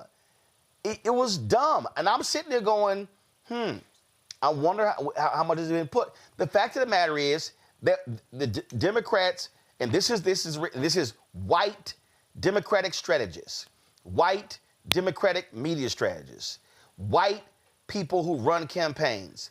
And I'm going to say this. You don't have to say it. You don't have to nod your head. You don't do any of this, but I'm going to go ahead and say it. The reality is this here. Jen O'Malley Dillon, initially Anita Dunn, who got booted by Kamala, but she was with Joe's campaign. Later, Stephanie Cutter, David Plouffe. They were not listening to the black people on the campaign. They were not listening to the black staffers, the black posters, the black strategists who were trying to tell them. I talked to folks in Georgia who said they had a news conference in front of a John Lewis mural in Atlanta, and headquarters struck everything in the copy that mentioned John Lewis activism and protest. Well, why in the hell are you even doing that? And so they spent money. They were yes, this is an appropriate word. They were niggardly with the money for black radio, black newspaper, because their whole deal was, oh, we got them. No, you didn't have them, okay? They made people like me jump through hoops to even get interviews, and this is why they keep losing. They are running a 1984 black strategy in 2025. You cannot show up at the NAACP Freedom Fund dinner. You cannot just drop in to some black churches in October and win. You have to be spending money in the year. If it's a November election, you got to be spending 12 months out. And you got to be educating, enlightening, informing. That's what you got to do. And that's literally what you're saying in number one. I mean, look, Roland, I'll go as far as to say we got to start spending right now. This is a part of the narrative that we are combating, and this is why what you're doing is so important, is that the right doesn't stop campaigning. Donald Trump is running, they are running Donald Trump ads on this program today. Right now, they are running Donald Trump ads today. I just saw, what was it, Texas Steel or something. And so, look, they are never going, they will continue communicating with our audience. The only reason Republicans have seen the increase that they have seen amongst black youth and amongst black men, the only reason, it's not because they changed their policies. It's not because they changed their message. They're not saying something different to black folks than they've been saying. The only reason they have doubled their support amongst young black voters and amongst black men is because they are spending money trying, and they didn't used to. And that is not unique to Donald Trump. That is up and down the ballot. We see candidates like Tom Tillis and Perdue and the Republican in Pennsylvania. I just forgot his name. But they've all increased their support amongst young black voters and amongst black men. And so, look, when you have a group of voters who have been, it's like a voter told me in a focus group, my hood ain't getting no better. A young black man told me in Pennsylvania, my hood ain't getting no better under Obama. It ain't getting no worse under Trump. So what have Kamala and Biden got to do with me? For voters like that, what we call hit rightfully cynical voters, those closest to the pain, that don't often feel our interventions, those voters actually don't like either party. They don't like Trump or Biden. They don't like Democrats or Republicans. And so what they are going with is the candidate that is offering to blow all of this shit up. This is why, Roland, we have seen this voter that confuses the hell out of Washington, and that's the Bernie Trump voters that voted for Bernie Sanders and are now voting for Donald Trump. Well, that's because they're voting for disruption. They want to break a system that has failed them, and Democrats spend too much time defending it. Questions from panel. Reese, you're first. Terrance, it's always good to be with you. So much of what you said, I have been warning people about. But help me reconcile this, because, your data talks about the issues that are most important to Black people. And the discussion you and Roland had was around cultural issues, things that Democrats themselves did not focus on. I didn't see Kamala Harris run pro-trans ads, pro-LGBTQ ads. I saw her running ads around her economic policy, around her being tough on immigration and things like that. And so how much of it over the arc of your research during the campaign and after, are perceptions driven by the Republicans really owning the narrative on what Democrats are talking about, as opposed to Democrats owning the narrative on what their policies are and what their emphasis is on? That's exactly right. Look, But before you answer that, Terrance, before you answer that, I'm gonna throw in one more thing. She wasn't running those ads, but what the campaign failed to do, they actually failed to respond. The campaign literally said, Quentin Folks, the number two, that they believe that the transgender commercials were having no impact. And we were like, what in the hell are y'all talking about? I'm like, guys, they were running 8 to 12 in every football game. I'm telling you right now, Jen O'Malley Dillon, Stephanie Cutter, David Plouffe, and Quentin Folks, I don't know what planetary system that they were campaigning in, but it was totally different than the one that we were living in. Terrance, go ahead. Political malpractice, for sure. Listen, look, when it comes to these culture issues, you're absolutely right, Reese. The Democrats have not been engaging, have not waged their political campaigns on these cultural issues. Republicans are certainly leading these conversations around wokeism, around DEI, but the problem is that we are allowing Republicans to shape the issue context that the election is happening in. I could have told you 2 years ago that if the number one issue in every election is economy. 2 years ago, I could have told you if the number two issue was not abortion, then we would probably lose. If the number two issue was immigration or crime, and instead of abortion or guns, then we're probably going to lose. And so we allowed them to shape the issue context, and they have done that by now launching we are in a culture war, but it's a war that Republicans have started and that Democrats have to respond to, because when we don't, here's how this works. Democrats don't respond or defend critical race theory. Democrats don't respond or defend the Supreme Court overturning affirmative action. Democrats don't respond or defend to removing Black history from books. In fact, our response is we don't believe in CRT. We ain't woke. Our response is to deny all of these things. And so when they now come in and start gutting all of this shit, and Democrats now look to Black voters or look to voters of color to mobilize a resistance and an opposition, well, we haven't given voters a reason to defend affirmative action, CRT. In fact, 40% of Black folks believe that racism exists but doesn't prevent them from achieving from pursuing opportunity. And so if we're not presenting the pain or the alternative, then we are going to continue to allow Republicans to shape the narrative and to launch a culture war that we have not figured out how to show up to. Nola? Terrance, thank you so much for this data. This is wonderful. I love this conversation. During the campaign, I was a national security and foreign policy messenger. And while foreign policy typically doesn't win elections, foreign policy did factor in to the emotionality of the election, right?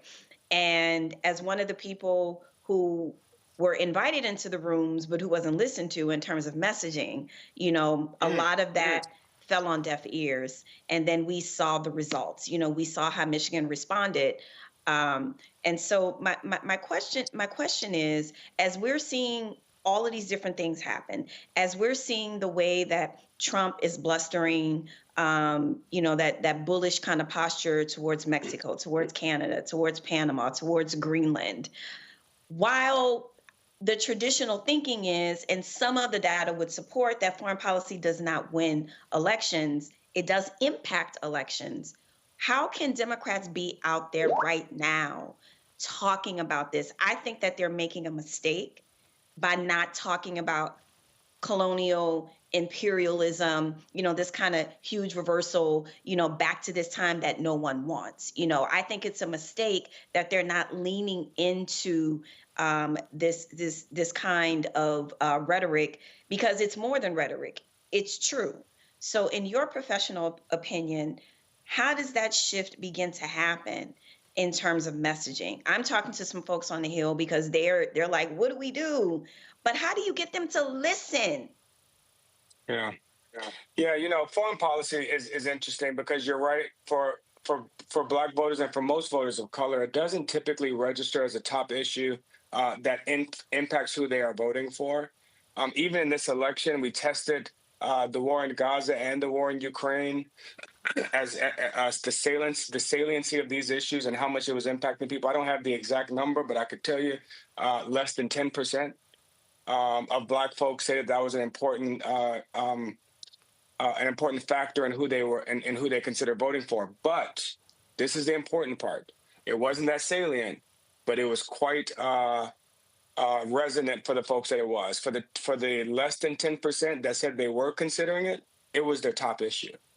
Mm-hmm. Right. And so for those young folks and those voters of color and those folks in Michigan, and many of them felt like they didn't get the response that they needed from the Democratic Party. I do think that there's an opportunity here as he continues to strip and rip foreign aid from around the world. I remember shithole countries coming up in a lot of focus groups in his last administration. When he said that about countries in Africa, focus groups were repeating that back to me. Well, unfortunately, I haven't heard anybody bringing up the fact that Elon Musk is in South Africa trying to return back to apartheid, and that Donald Trump is offering white Afrikaners to be refugees in America, that we are withholding funding from countries across Africa. And frankly, that a lot of that funding, while it does benefit those countries and they need that aid, it is also to keep us safe. Look, guys, measles and AIDS and pandemic, these things don't have country borders. This is why we fight these pandemics around the world, because it's the only way to keep them out of America. Mm-hmm. It's to fight them there before they get here. And so we have not, Democrats have a lot to respond to right now. This is a part of the muzzle velocity of the Republican strategy, of the MAGA strategy. But a part of what we have to figure out how to respond to all of these things. We can't allow any of these attacks that hurt our communities or frankly hurt our diaspora, because again, while it may be less than 10% that are prioritizing the diaspora, the folks that do prioritize it as their number one issue. And so we got to find a way to respond to it and to mobilize the folks that do care to actually join this opposition. Thank you. Political Sis, your question. Hey, Terrance, how are you? I'm here in North Carolina. What I do know is that USAID affects farmers here in this state. What I do know is that USAID affects education on a college level when it comes to grants. And what I do know is that in the triangle, people are losing their jobs right now because of USAID. What I also know is that Tom Tillis is going to be funded like an ass when it comes to his reelection in 2026 by Elon Musk. And what's also ticking me off is veterans right now. Veterans are so pissed with Tom Tillis. I'm talking about veterans that voted for his ass. Mm-hmm. No one yet has came out and said that they are going to run against Tom Tillis. No one yet has done that. And everyone, I think, is waiting to see what our former governor, Roy Cooper, is going to do. We do not have my Congresswoman, Deborah Ross. Her little prissy ass is not nowhere near to be found. She's on TikTok or X. She's nowhere near to be found. And right now, even on a local level, our local politicians, right, our state politicians, they are nowhere to be found. They are not showing up at these town hall meetings. They are not going in these rural areas that's going to be affected the most by cuts or getting rid of the Department of Education. So I'm with you on that. I'm looking for shit that I know. What I see at USAID, okay, let me grab what's going to affect my people, right? That's what I'm gonna look at when it comes to USAID, the Department of Education. Let me say, well, shit, wait a minute now. We're talking about Title I. We know it's going to affect low income. We're talking Head Start. We know this shit, right? How can we get them out to understand? I'm not talking about the voters, right? We're trying to rile up the voters, right? We're trying to get them going. How do we get these politicians? I'm just a country girl here from North Carolina. Don't nobody listen to me, right? So what do we do, Terrance? What can I do? Yeah. Well, listen, I believe that the South got next. Hit Strategies is advancing a New South, a Blue South project. I believe that blue wall in the Midwest, we've seen how shaky it is, how non-durable that blue wall in the Midwest is. But I do believe there's an opportunity to build a much more durable black-ass wall across the South. So you just had Gary Chambers on here, who's been raving the flag on this. Places like Louisiana, Mississippi. The South are not red states; they're just oppressed states. That's right. And North Carolina, South Carolina. It is no coincidence that in the South that the South is where the blackest states in America are, and it's in the same exact states. You can almost track the correlation directly. The blacker the state is, the lower the black turnout is. Yeah, it's almost a direct correlation. That is absolutely crazy. And here's the deal. Here's the deal, Terrance, that we have to understand. And when you talked about that blue wall, 2030, the numbers are going to be changing. California, New York State, Wisconsin, blue states are going to be losing congressional seats. They're going to be shifting those to red states, which means Democrats are going to have a consistent strategy to win Georgia and or North Carolina, and they're going to have to make Florida. They got to figure out what to do. Florida has to come back purple. The numbers are shifting. It's going to make it harder because to get to 270, if blue states lose anywhere from 6 to 10 electoral college votes. That's right. That's right. But the good news is, while the geographic patterns don't favor Democrats, the demographic patterns do. What do I mean by that? The places that this growth is happening might not benefit us, but the people that are causing this growth should be benefiting us. This growth is being caused by people of color and by young people. I don't know about Florida. I still got PTSD from my Andrew Gillum days in Florida, but I do know I do know places like Mississippi. Mississippi, the blackest state in all of America, where Democrats just lost in 2023 in an off year with a black candidate running for governor. We lost by 2 points. In Mississippi, we lost by less than we lost in Michigan. And so there's an opportunity to build this black wall across the South. But to Roland's point, those are not just strategic decisions, those are economic decisions. Because to build a black-ass wall in the South means you're going to have to empower a bunch of black organizations and black media and black operatives in order to go get those black voters that feel like politics don't got nothing to do with them. The same way Stacey Abrams did in Georgia. Yep. Indeed. Terrance Woodbury, we appreciate it, my brother. Thank you, Terrance. We appreciate it. Thanks a lot. Thank you, guys. Thank you. All right. Thanks a bunch. Folks, got to go to break. We come back. Man, why is this white Republican in North Carolina? That man just cannot accept that he lost. We'll tell you about that coming up next. You're watching Roland Martin Unfiltered on the Black Star Network. Support the work that we do. Listen, the conversation we just had there, y'all, you are not going to get that conversation on ABC, NBC, CBS, MSNBC, CNN, Fox News. Ain't going to happen. But you're not going to get it anywhere else in black-owned media. Listen, I got love for black-owned media. Essence and Ebony and Blavity, Rolling Out and all them folk. But ain't nobody doing what we do every single day right here on Roland Martin Unfiltered on the Black Star Network. Nobody else has a 2-hour daily show bringing you these top-notch guests, having in-depth conversations. Then you talk about our Black Star Network shows, the new show with Bria Baker and Jameer Burley. Then, of course, you have Greg Carr. You have Reverend Dr. Jackie Hood Martins. Y'all, Nobody else is doing this, and we're looking to add other shows, and so your support is critical. You want to give you a Cash App, this is the Stripe QR code. You see it on the screen, or go to blackstarnetwork.com, but this is the Stripe QR code for you to give via Cash App. You can also use Stripe for credit cards.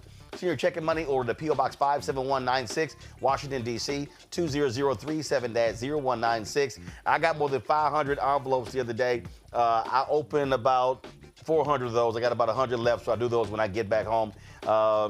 On the weekend. Also, PayPal, R. Martin Unfiltered, Venmo, RM Unfiltered, Zelle, Roland at RolandSMartin.com, Roland at RolandMartinUnfiltered.com. And real quick, if y'all give via PayPal, understand our parent company is New Vision Media. So when y'all give, y'all been calling, y'all been leaving voicemails and emails. You freaking out. Oh my God, is this Roland Martin? Yes, it is, y'all. Roland Martin Unfiltered is the show. Okay, Black Star Network is the network. The parent media company is New Vision Media. So don't get freaked out when you see that. That is our show. That's it. I'll be right back. This week on the other side of change. Let's talk. Vote blue no matter who. We need political imagination more than ever, and unfortunately, some people on the Democratic side really are discouraging that. We're going to dig into all of it. The Democratic Party needs to remember who they are and who they are responsible to. This is On the Other Side of Change, only on the Black Star Network. Next on the Black Table with me, Greg Carr. We look at the history of emancipation around the world, including right here in the United States, the so-called end of slavery. Trust me, it's a history lesson that bears no resemblance to what you learned in school. Professor Chris Manjapra, author, scholar, amazing teacher, joins us to talk about his latest book, Black Ghost of Empire, The Death of Slavery and the Failure of Emancipation. He explains why the end of slavery was no end at all, but instead a collection of laws and policies designed to preserve the status quo of racial oppression. The real problem is that the problems that slavery invented have continued over time. And what reparations are really about is saying, how do we really transform society, right? And stop racial violence, which is so endemic. What we need to do about it on the next installment of The Black Table, right here on the Black Star Network. How you doing? My name is Mark Carey, and you're watching Roland Martin Unfiltered. Deep into it, like pasteurized milk without the 2%. We getting deep. You want to turn that shit off? We're doing an interview, motherfucker.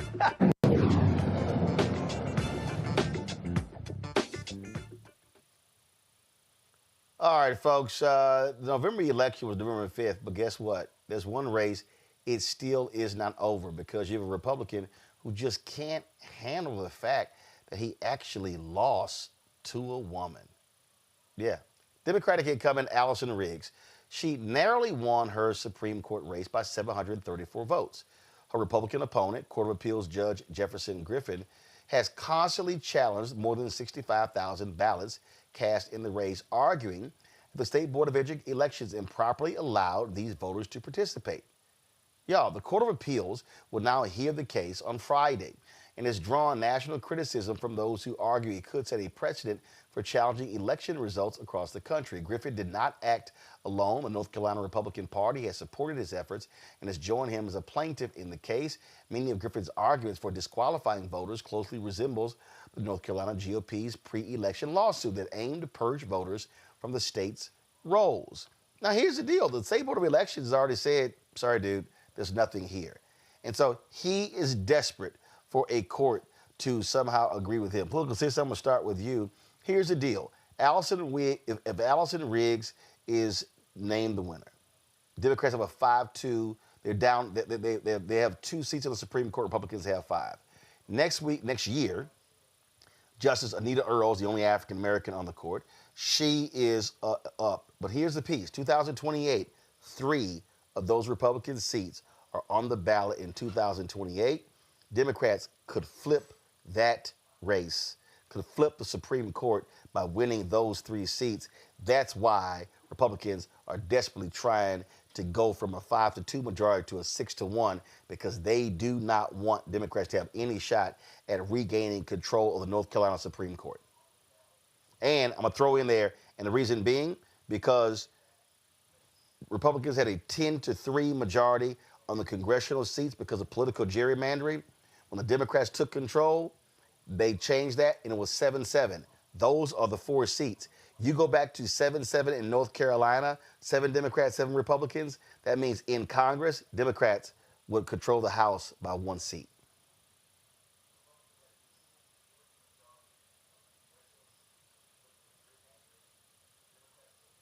Political sis, you keep hitting that mute button. I don't know why you keep hitting the mute button, baby. We can't hear you. You can hear me now. I'm off. So over 500 million people. Now we can hear you. You about worse as Nola hitting that mute button. Can I finish? You being a lot nicer tonight, though. Can I finish? Can I get going, please? Because I'm trying to get going here. Nola, you knew I was going to mention you, Nola. You knew I was going to mention you. All right, political sis, go ahead. Go. Leave Nola alone. So over 5 million votes here. The count, she won twice by 734 votes. He is trying to say that, well, it shouldn't be because of voter ID. People didn't use their voter IDs. Well, here in North Carolina, there's a form that you have to fill out if you don't have your license or ID. And after you fill that form out, of course, you have to swear. With the Board of Education, they look over those forms and make sure that they are legit. And that is what they did. So he's challenging over 65,000 votes only in heavy Democratic areas, okay? Heavy Democratic areas, overseas military ballots. He's also challenging, one vote that was challenged was the young lady from the Black Hawk incident, helicopter, the one that's dead, challenging her vote. He's also challenging Allison Riggs' parents' vote. So if this man wins, then North Carolina will not be the only state to do something like this. But we also need to keep in mind that he sits on the appellate courts, right? And this is where it's at right now. So you have 15 seats for the appellate court, and they go off on threes. Only 3 Democrats sit on that. Now, there are 2 people who gave to his election or to fight against Allison Riggs. They are not the ones who are going to be listening to the case. So that's good. That's fine. But if it makes it either way, it's going to make it to the Supreme Court. And if it gets to the Supreme Court, the Republicans that are in control are already talking about, or they already are saying that they're basically is going to give it to him. So this is extremely serious. But this is also another example of how these candidates, with all due respect to Allison Riggs, but these are facts, y'all need to come in neighborhoods. You need to come in Black communities and show your damn face. Because maybe, just maybe, if she would have done that, she wouldn't be just sitting at 734 votes. Reese, I just want people just to understand that this is a perfect example. Every vote matters.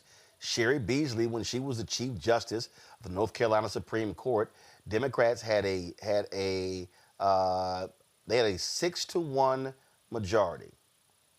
She lost, so the white Republican who got mad that she was appointed Chief Justice ran against her. She lost by 401 votes. Republican won his seat. They could have had a 6-1 majority. It went to 4-3. Then the next election, it flipped, and then they took even further control. But she lost by 401 votes. I hope people understand Allison Riggs, 734. This is what we mean by every vote matters. Yeah. Yes. And can I say something, Reese, before you, if you don't mind? Can I say one more thing? She lost. Sherry Beasley. Let me explain something to y'all about Sherry Beasley. Beautiful sister.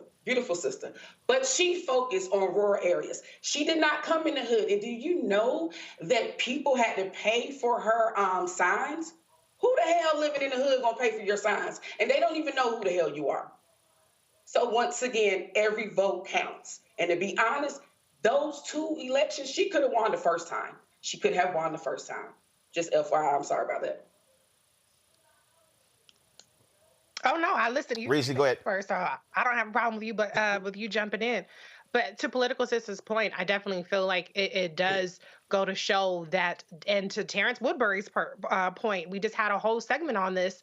The Democratic Party too often takes the base for granted, and they feel like that's the choir. I'm just preaching to the choir. I'm wasting my time going and engaging and having conversations with those people because they are already votes that I feel like I can bank. Not understanding that when you don't engage, then your voters who are being targeted by Republicans, by the opposition, to be more disillusioned and disengaged with the Democratic Party, stay home. So there's that part.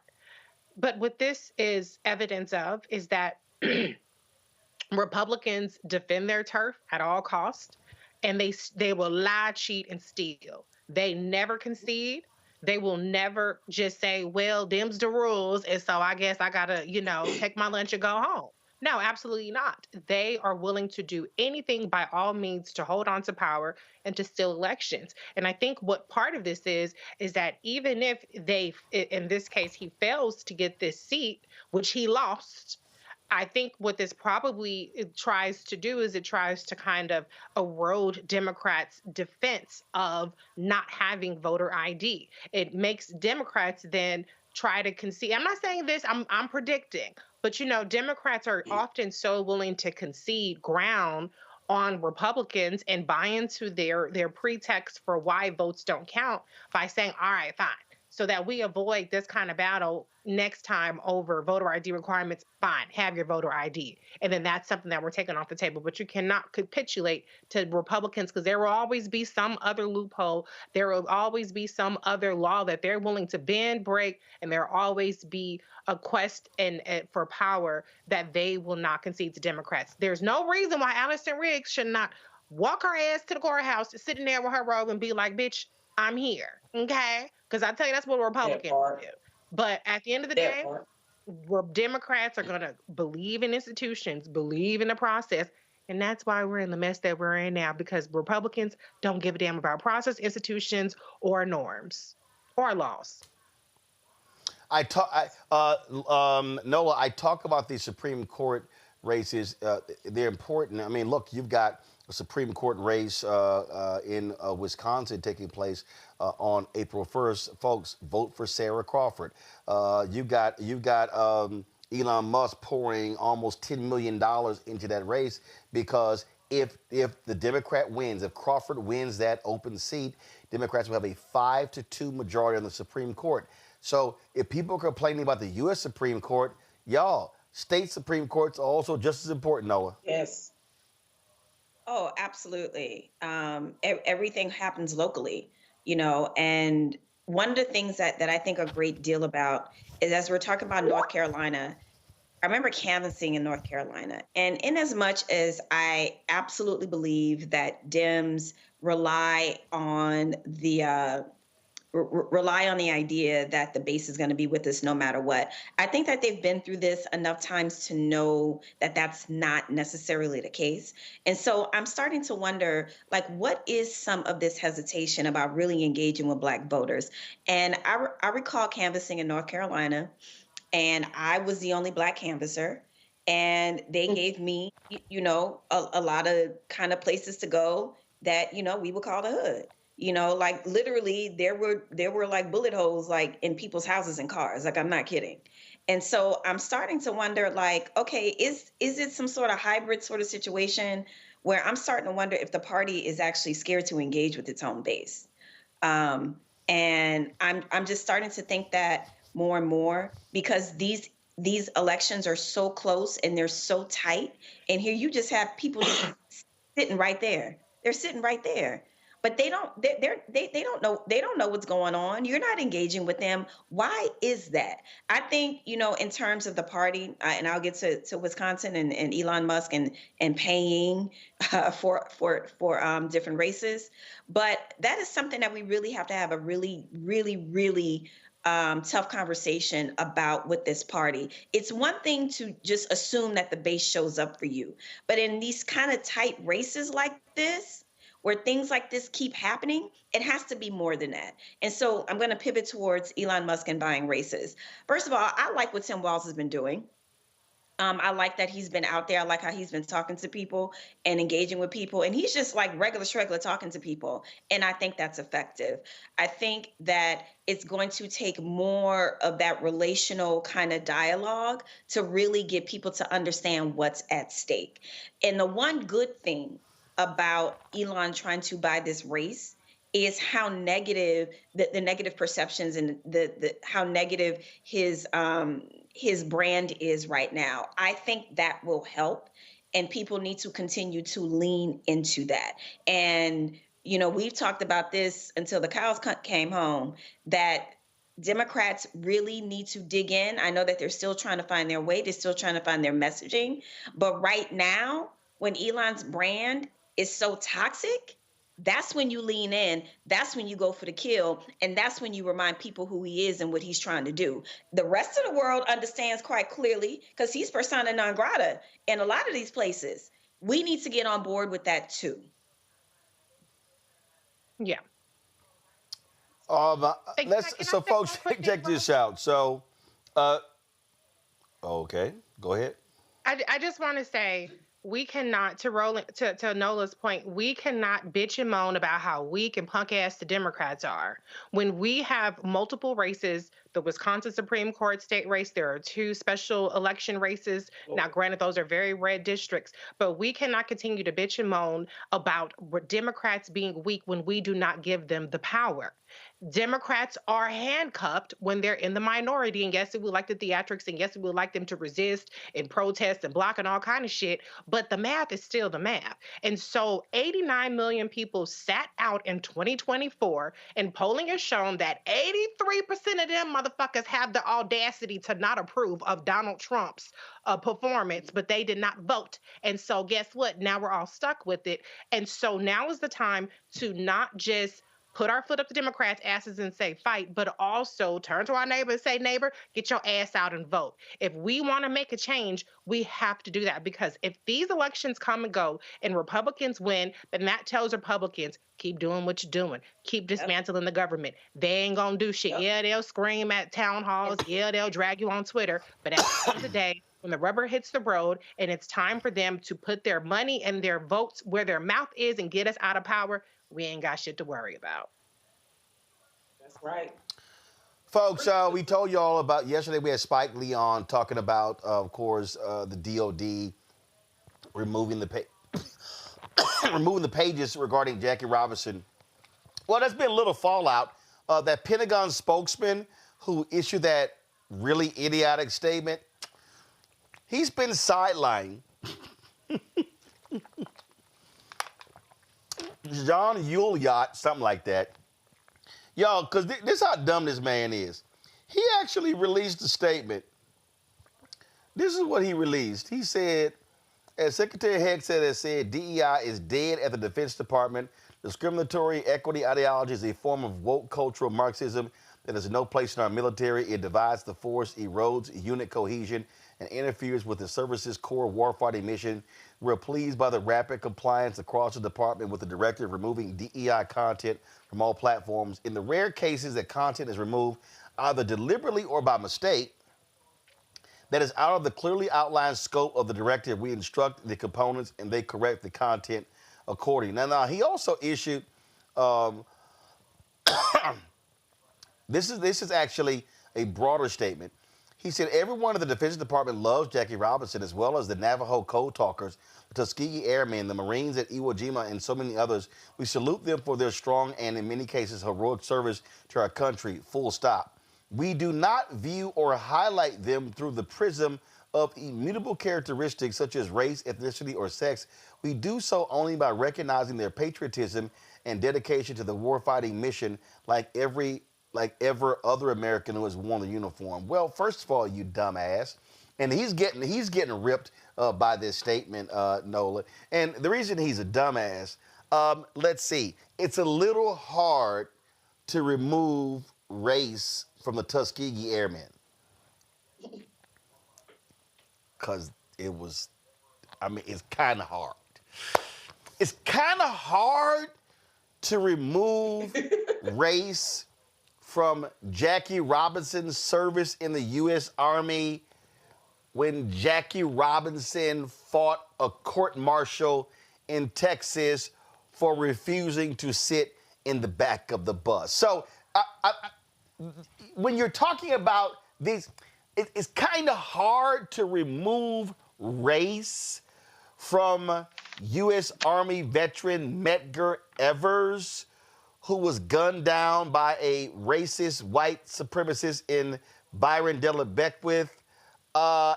It's kind of hard. This is how dumb these people are, because, no, we're only going to recognize their patriotism. Oh, damn, I'm sorry. How do we ignore that the armed forces was segregated when Jackie Robinson was there and the Tuskegee Airmen, and it wasn't until a Harry Truman executive order in 1948 that desegregated the military. But we're just going to move that race stuff aside, and we're just going to focus on them being a great warrior. I see why this dumbass got sidelined. Yeah, you know, it's a complete, it's delusional, and it's intentional erasure. The MAGA folks have a really hard time confronting their own racism, confronting their own allegiance to white supremacy, and they hide behind the First Amendment. And this is where we are. I can tell you, you know, I went to high school in Pasadena. You know, my family lost a lot of, we lost properties in the Eden Canyon fire. And I can tell you that this was definitely a wound, another wound for the community. Because, you know, Jackie Robinson is a product of Pasadena.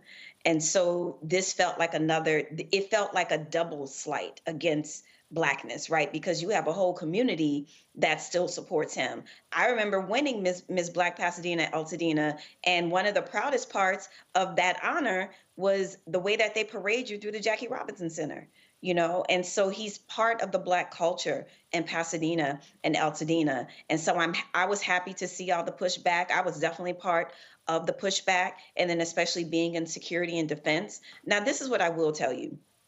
You talk to some enlisted folks, and some of the things that they will say that they had a problem with diversity, equity, and inclusion has absolutely nothing to do with highlighting heroes who went through the impossible to do the phenomenal.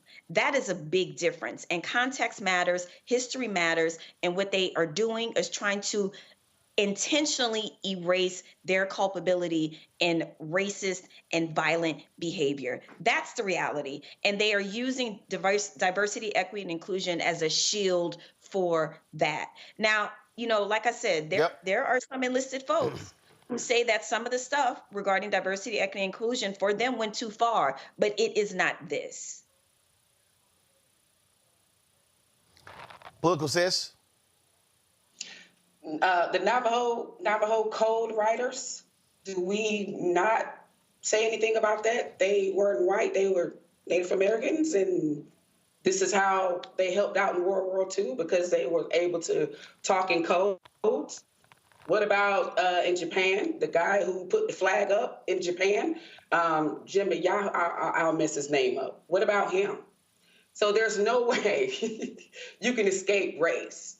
I feel like they're offended because a lot of these people we're talking about, the majority of the people that did so good under certain circumstances were people of color. So erasing that's something you can never erase. Black history is American history. And unfortunately, can somebody tell me what the hell is white history? Do they have history? No, they don't. I digress. Reese.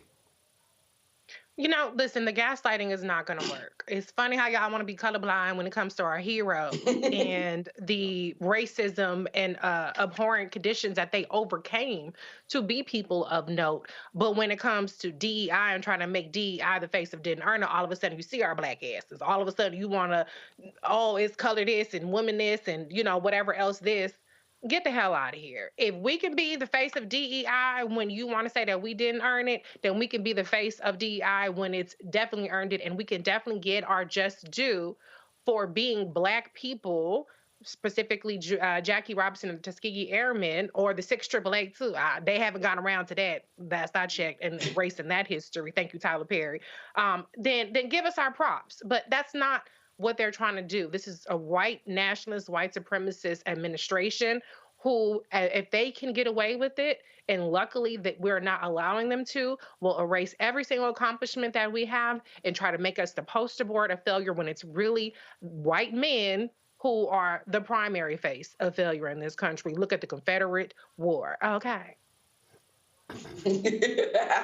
So, folks, I was going to, and I'm so glad you brought the Confederate War up. So I was gonna play one of my interviews with Yolanda Jones. I'm gonna save that for tomorrow and Monday.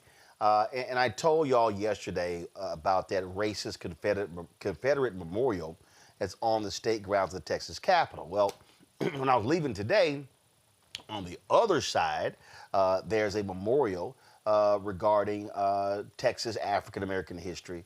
But it's something that's real interesting. On one side of it, they salute 2 men of African descent who helped Texas win independence from Mexico. And y'all gonna hear me talk about, because in the placard, it also shows how they were free Black men, but then they had severe limits on them operating. Well, hell, it sounded like they were in prison.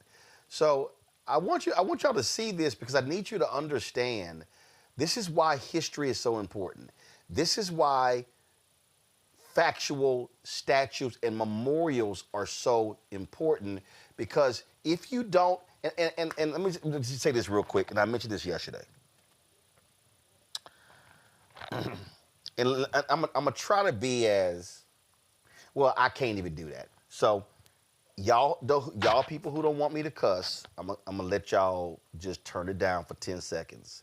Cause I got no other way to say this, because it actually ticks me off. So if y'all don't hear me cuss, I want y'all to turn TV down.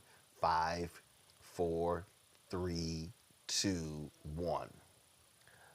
I am sick of these fucking idiots who say when a Black statue is raised, it's performative. Or they say it's symbolic. I'm sick of you assholes. Why? Because we have been subjugated to racist statues and memorials in history. When I landed in the Austin airport, I go to baggage claim, look to my right. Do you know why I look to my right? I didn't take a photo this time because I always do, but there's a statue of the late Congresswoman Barbara Jordan in the Austin airport. When I go through Atlanta, I always see that placard, that plaque of Mayor Maynard Jackson. When I go through one of the terminals, I think it's Terminal E in Houston, there's a bust of Congressman Mickey Leland. When I travel, I always stop. When I go through Washington, D.C.'s train station, I always stop and pay respects to that statue of labor leader A. Philip Randolph. I'm always, no matter where I go, I do that because these are monuments to our people, our history. And what we have to understand is that, and while you're going to see this video in a second, while I was standing there, a little white girl came up with her family. There was a Latino girl with what looked like to be her grandparents, and he and I had a conversation about the races. He was telling me about how the Texas Rangers basically stole his grandfather's land, made them get off the property and leave. Black people have that history as well. So he and I were having this conversation about this memorial. This is why this stuff is so important, why we must erect these statues and memorials, because these people, what we have right now, and it's all tied together by stripping these pages and getting rid of these stories and these monuments. They want the framing to be one of whiteness. They want to say, no, we're not going to talk about you know, the first female combat pilot, because we don't want women to know about that historic woman. It was a white woman. They don't want that. So these people, they want a world. Donald Trump, Peter Hegseth, J.D. Vance, they want a world where it's all about white men. And we, black people, need to stop this bullshit of, oh, well, that's just symbolism. We need a check. We need this. Well, how about you try to get both? Why do we have to piss on black monuments and black statues and black plaques to go, well, that's just symbolism? Well, how about some of y'all, and here's the other deal. I'm just going to go ahead and say this. Every one of you assholes who say, oh, it's symbolism, I want to see your voter registration card. I want to see how many elections your punk ass voted in. Because, see, it's a lot of people out here who love talking shit, and they don't go vote, but they always got something to say.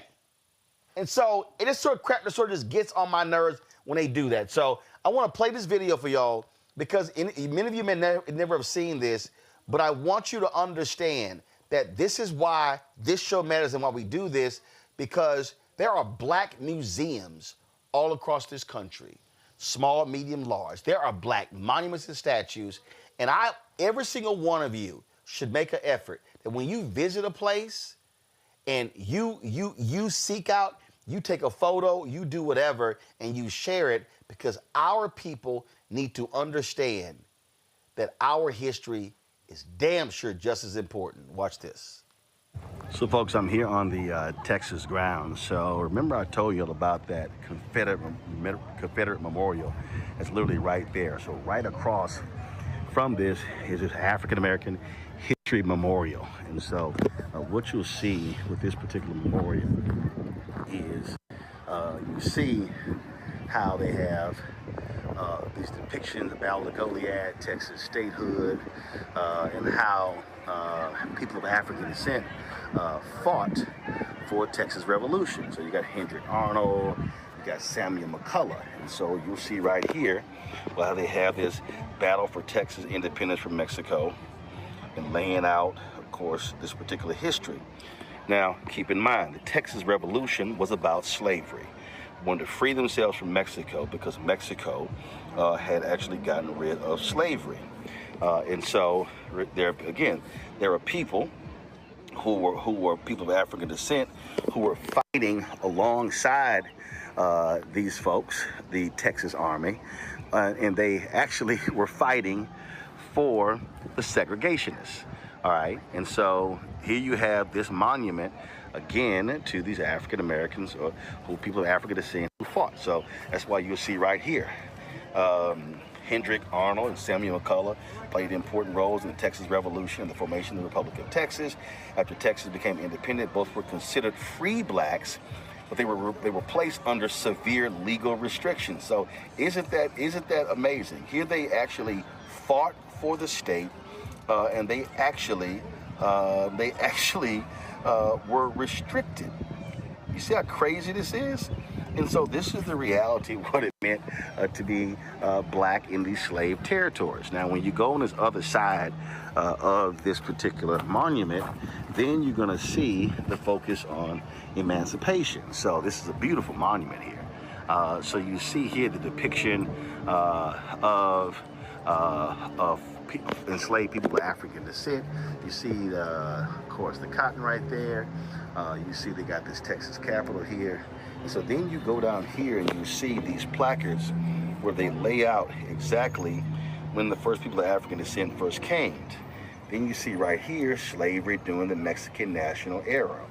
And so this monument actually details that particular history. So I'm going to give you a wider view of this. And so when you look at this amazing monument and what it looks like, and so what they've done up here, so zoom in here, so you see they have this black woman holding the Emancipation Proclamation. Give you a better view of her. So you see that in her hand. And so then, of course, when you come down here, you see all of these different images right here as well. Now, when we go back down here, I told you we had slavery during, well, first of all, go back over here. We had slavery during the Mexican national era. And so this details slavery. Then it details, again, more slavery during the Republic and early statehood of Texas. Then over here, it details the Civil War, emancipation, and Juneteenth. All the information right here. And then it has Reconstruction and the post-slavery experience, okay, right here.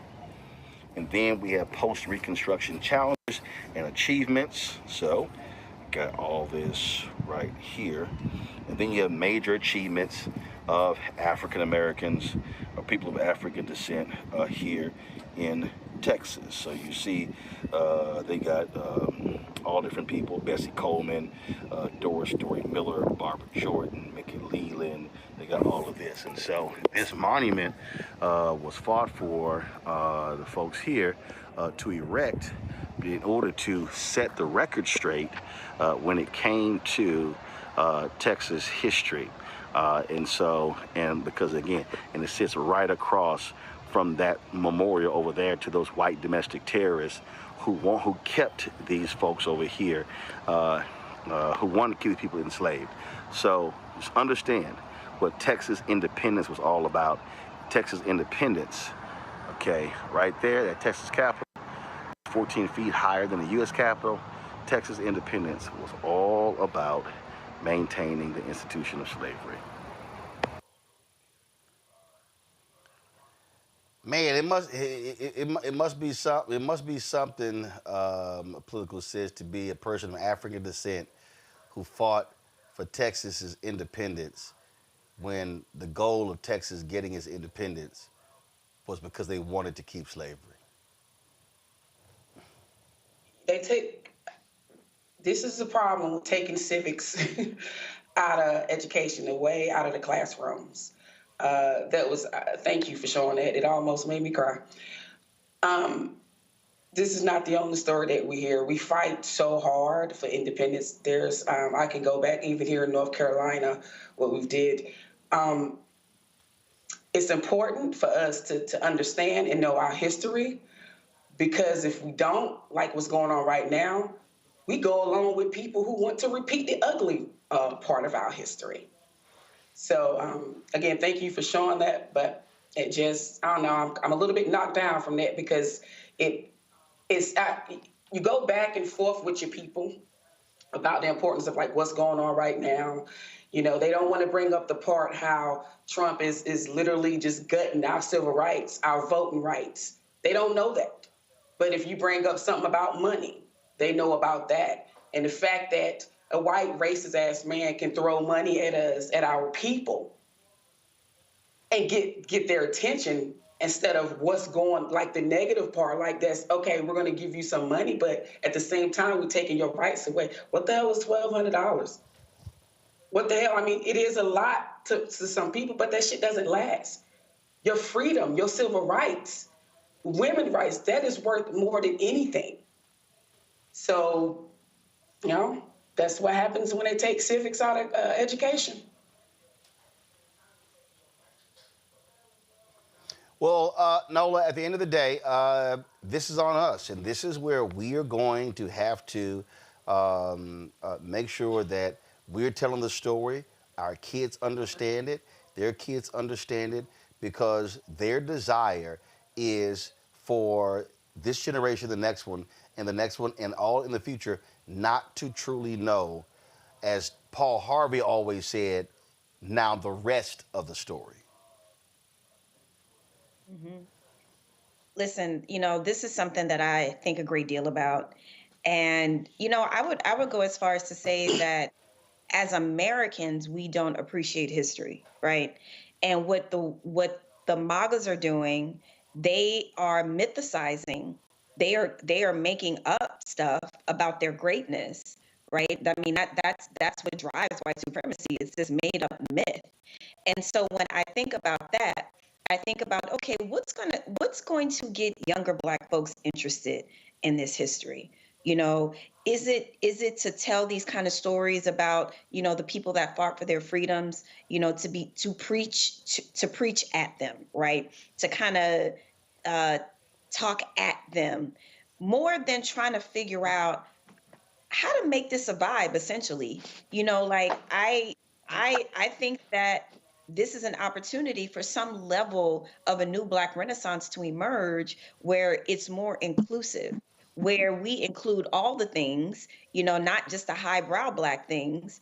But I definitely do think that this is an opportunity to figure out how to engage with the generations of Black folks that we have lost. You know, they're just not interested in these things. I can still recite Langston Hughes poems that I was reciting in the 5th grade, you know, but that's just not the world that we live in. So how do we meet this moment? You know, how do we talk about Black history as it sits inside of American history, as it is the foundation of American history? How do we talk about it beyond preaching? How do we talk about it beyond chastising? That's what we need to figure out. And I gotta go. It is about educating, Reese, pure and simple. It's about educating, pure and simple, Reese. Oh, absolutely. You know, to your original point, you know, this isn't a zero-sum game. Sometimes we get caught up in that, or people who want to say, we don't need symbolism, we need action. Republicans leave no stone unturned. We started off the show talking about the dismantling of the Department of Education. People should go to project2025.observer. It shows that there are over 30 agencies in which Project 2025 has objectives. 41% of Project 2025's objectives are already met or in progress. And so the idea that we can only do one or two things at a time, the idea that we can only ask for one or two things at a time is completely a foreign concept to our opposition. And they are winning and fighting every single battle that our side is too busy telling people, we don't need to be focused on that. We need to be focused on that. Like Terrance Woodbury said earlier, we got to focus on everything. Now, can 100% of us focus on 100% of things? No. But know your strength and know your lane. This show has a huge lane that it's filling and telling our stories and helping us not leave so many of these stones unturned. And so anybody who is against statues, anybody that's against our history is against us, or is for us repeating the mistakes, reinventing the wheel when we already have the blueprint, and helping the other side win. And my show is doing that as well, or the Reese Corbett on Series XM. Thank you very much. There you go. So, yeah, well, first, Reese, one thing you didn't do, you didn't tell people when it comes on. Saturdays, 2 p.m., 2 to 4 p.m., it's a live call-in show. So if you got some smoke, bring it to me, honey. I'll take it. I'll bring it back with you. Oh, that's good. I'm off on Saturdays. That's good. I'm off on Saturdays, so I'm going to have to check you out. All right, y'all. Let me thank all the panelists. Nola had to bounce. I told Nola, you had to bounce. Stop being long-winded. Yeah, Nola, I'm going to take that shot at you. So let me thank Nola. Let me thank Political Sis. Let me thank Reese. I appreciate y'all being on today's show. Thank you so much. Wait a minute. Oh, so now you got what? Now you unmuted your microphone. You got more to say? Yeah, damn right. Hold on, look. So I got my shirt on. I finally got it after 20 damn months. Just FYI. I don't know if y'all can see it, but yeah, after 20 damn months. Come on, Antoine. There we go. So FYI. There you go. All right. Don't blame me. I voted for the Black woman. That's right. I had it on yesterday, but you know we had technical difficulties. So, but I got the shit on today. Just FYI. All right, there you go. That's what I'm saying. I appreciate it. Thanks so much. I appreciate y'all being on today's show. Thank you so very much. All right, y'all. That is it for me. We're going to shut this thing down. I appreciate all of y'all watching today's show. Y'all, YouTube, if you haven't hit the like button, hit the like button right now. I am going to go hang out, spend time with my parents. But before we go, we want y'all to be sure to support our Bring the Funk fan club. I'm telling y'all, our goal is to get 20,000 of our fans contributing on average $50 each a year. The goal is to raise $1 million. If you can't give $50, you give less. We totally understand. We appreciate that. It was a brother last night at the Texas Legislative Black Caucus handed me. He said, no, I ain't even wait. He handed me his $200 on the spot. So I appreciate that, and I appreciate everybody who supports this show. Thank you so very much. I thought I got the brother's name, but we took a photo. I'm going to post it. I'm not sure he'll see it. So do me a favor. You want to contribute via Cash App. Cash App canceled all our accounts because they changed their rules. So you want to support the work that we do, what you need to do is use the Stripe QR code. So Stripe QR code, you see it right here. This is the QR code. Point your phone to it, get the QR code. You can contribute via Cash App. You can click the Cash App Pay button to contribute as well. Checking money order. You can see your checking money orders to P.O. Box 57196, Washington, D.C. 20037 7-0196. PayPal is R Martin Unfiltered. Venmo is RM Unfiltered. Zelle, Roland at RolandSMartin.com. Roland at RolandMartinUnfiltered.com. Download the Black Star Network app, Apple phone, Android phone, Apple TV, Android TV, Roku, Amazon Fire TV, Xbox One, Samsung Smart TV. My show is on there. All the other shows are on there. Our content from Liberia, from Ghana, our memoriams, all that stuff is on the app. You can go to the app or you can go to our YouTube channel, which is youtube.com/Roland S. Martin. Be sure to, of course, get my book, White Fear, How the Browning of America is Making White Folks Lose Their Minds, available at bookstores nationwide. If the audio version, I read it on Audible. You can download that. Be sure to get your swag. You saw Political Sis with her swag. If y'all get your swag, shoot me an email or post it on social, and we'll give you a shout out on the show. I'll retweet it on X, on Twitter. I'll also give you a shout out as well. So, of course, you can go to rolandmartin.creator-spring.com or go to blackstarnetwork.com as well. The QR code, you can also use it right there. And, of course, download the Fanbase app. Get Fanbase app. We're trying to add 1 million new users. You also want to contribute to the crowd fund, the Series A raise. The goal is 17 million. I think 10.5 or 10.6 has been raised. So go to startengine.com/fanbase for more details. Hey, y'all, that's it.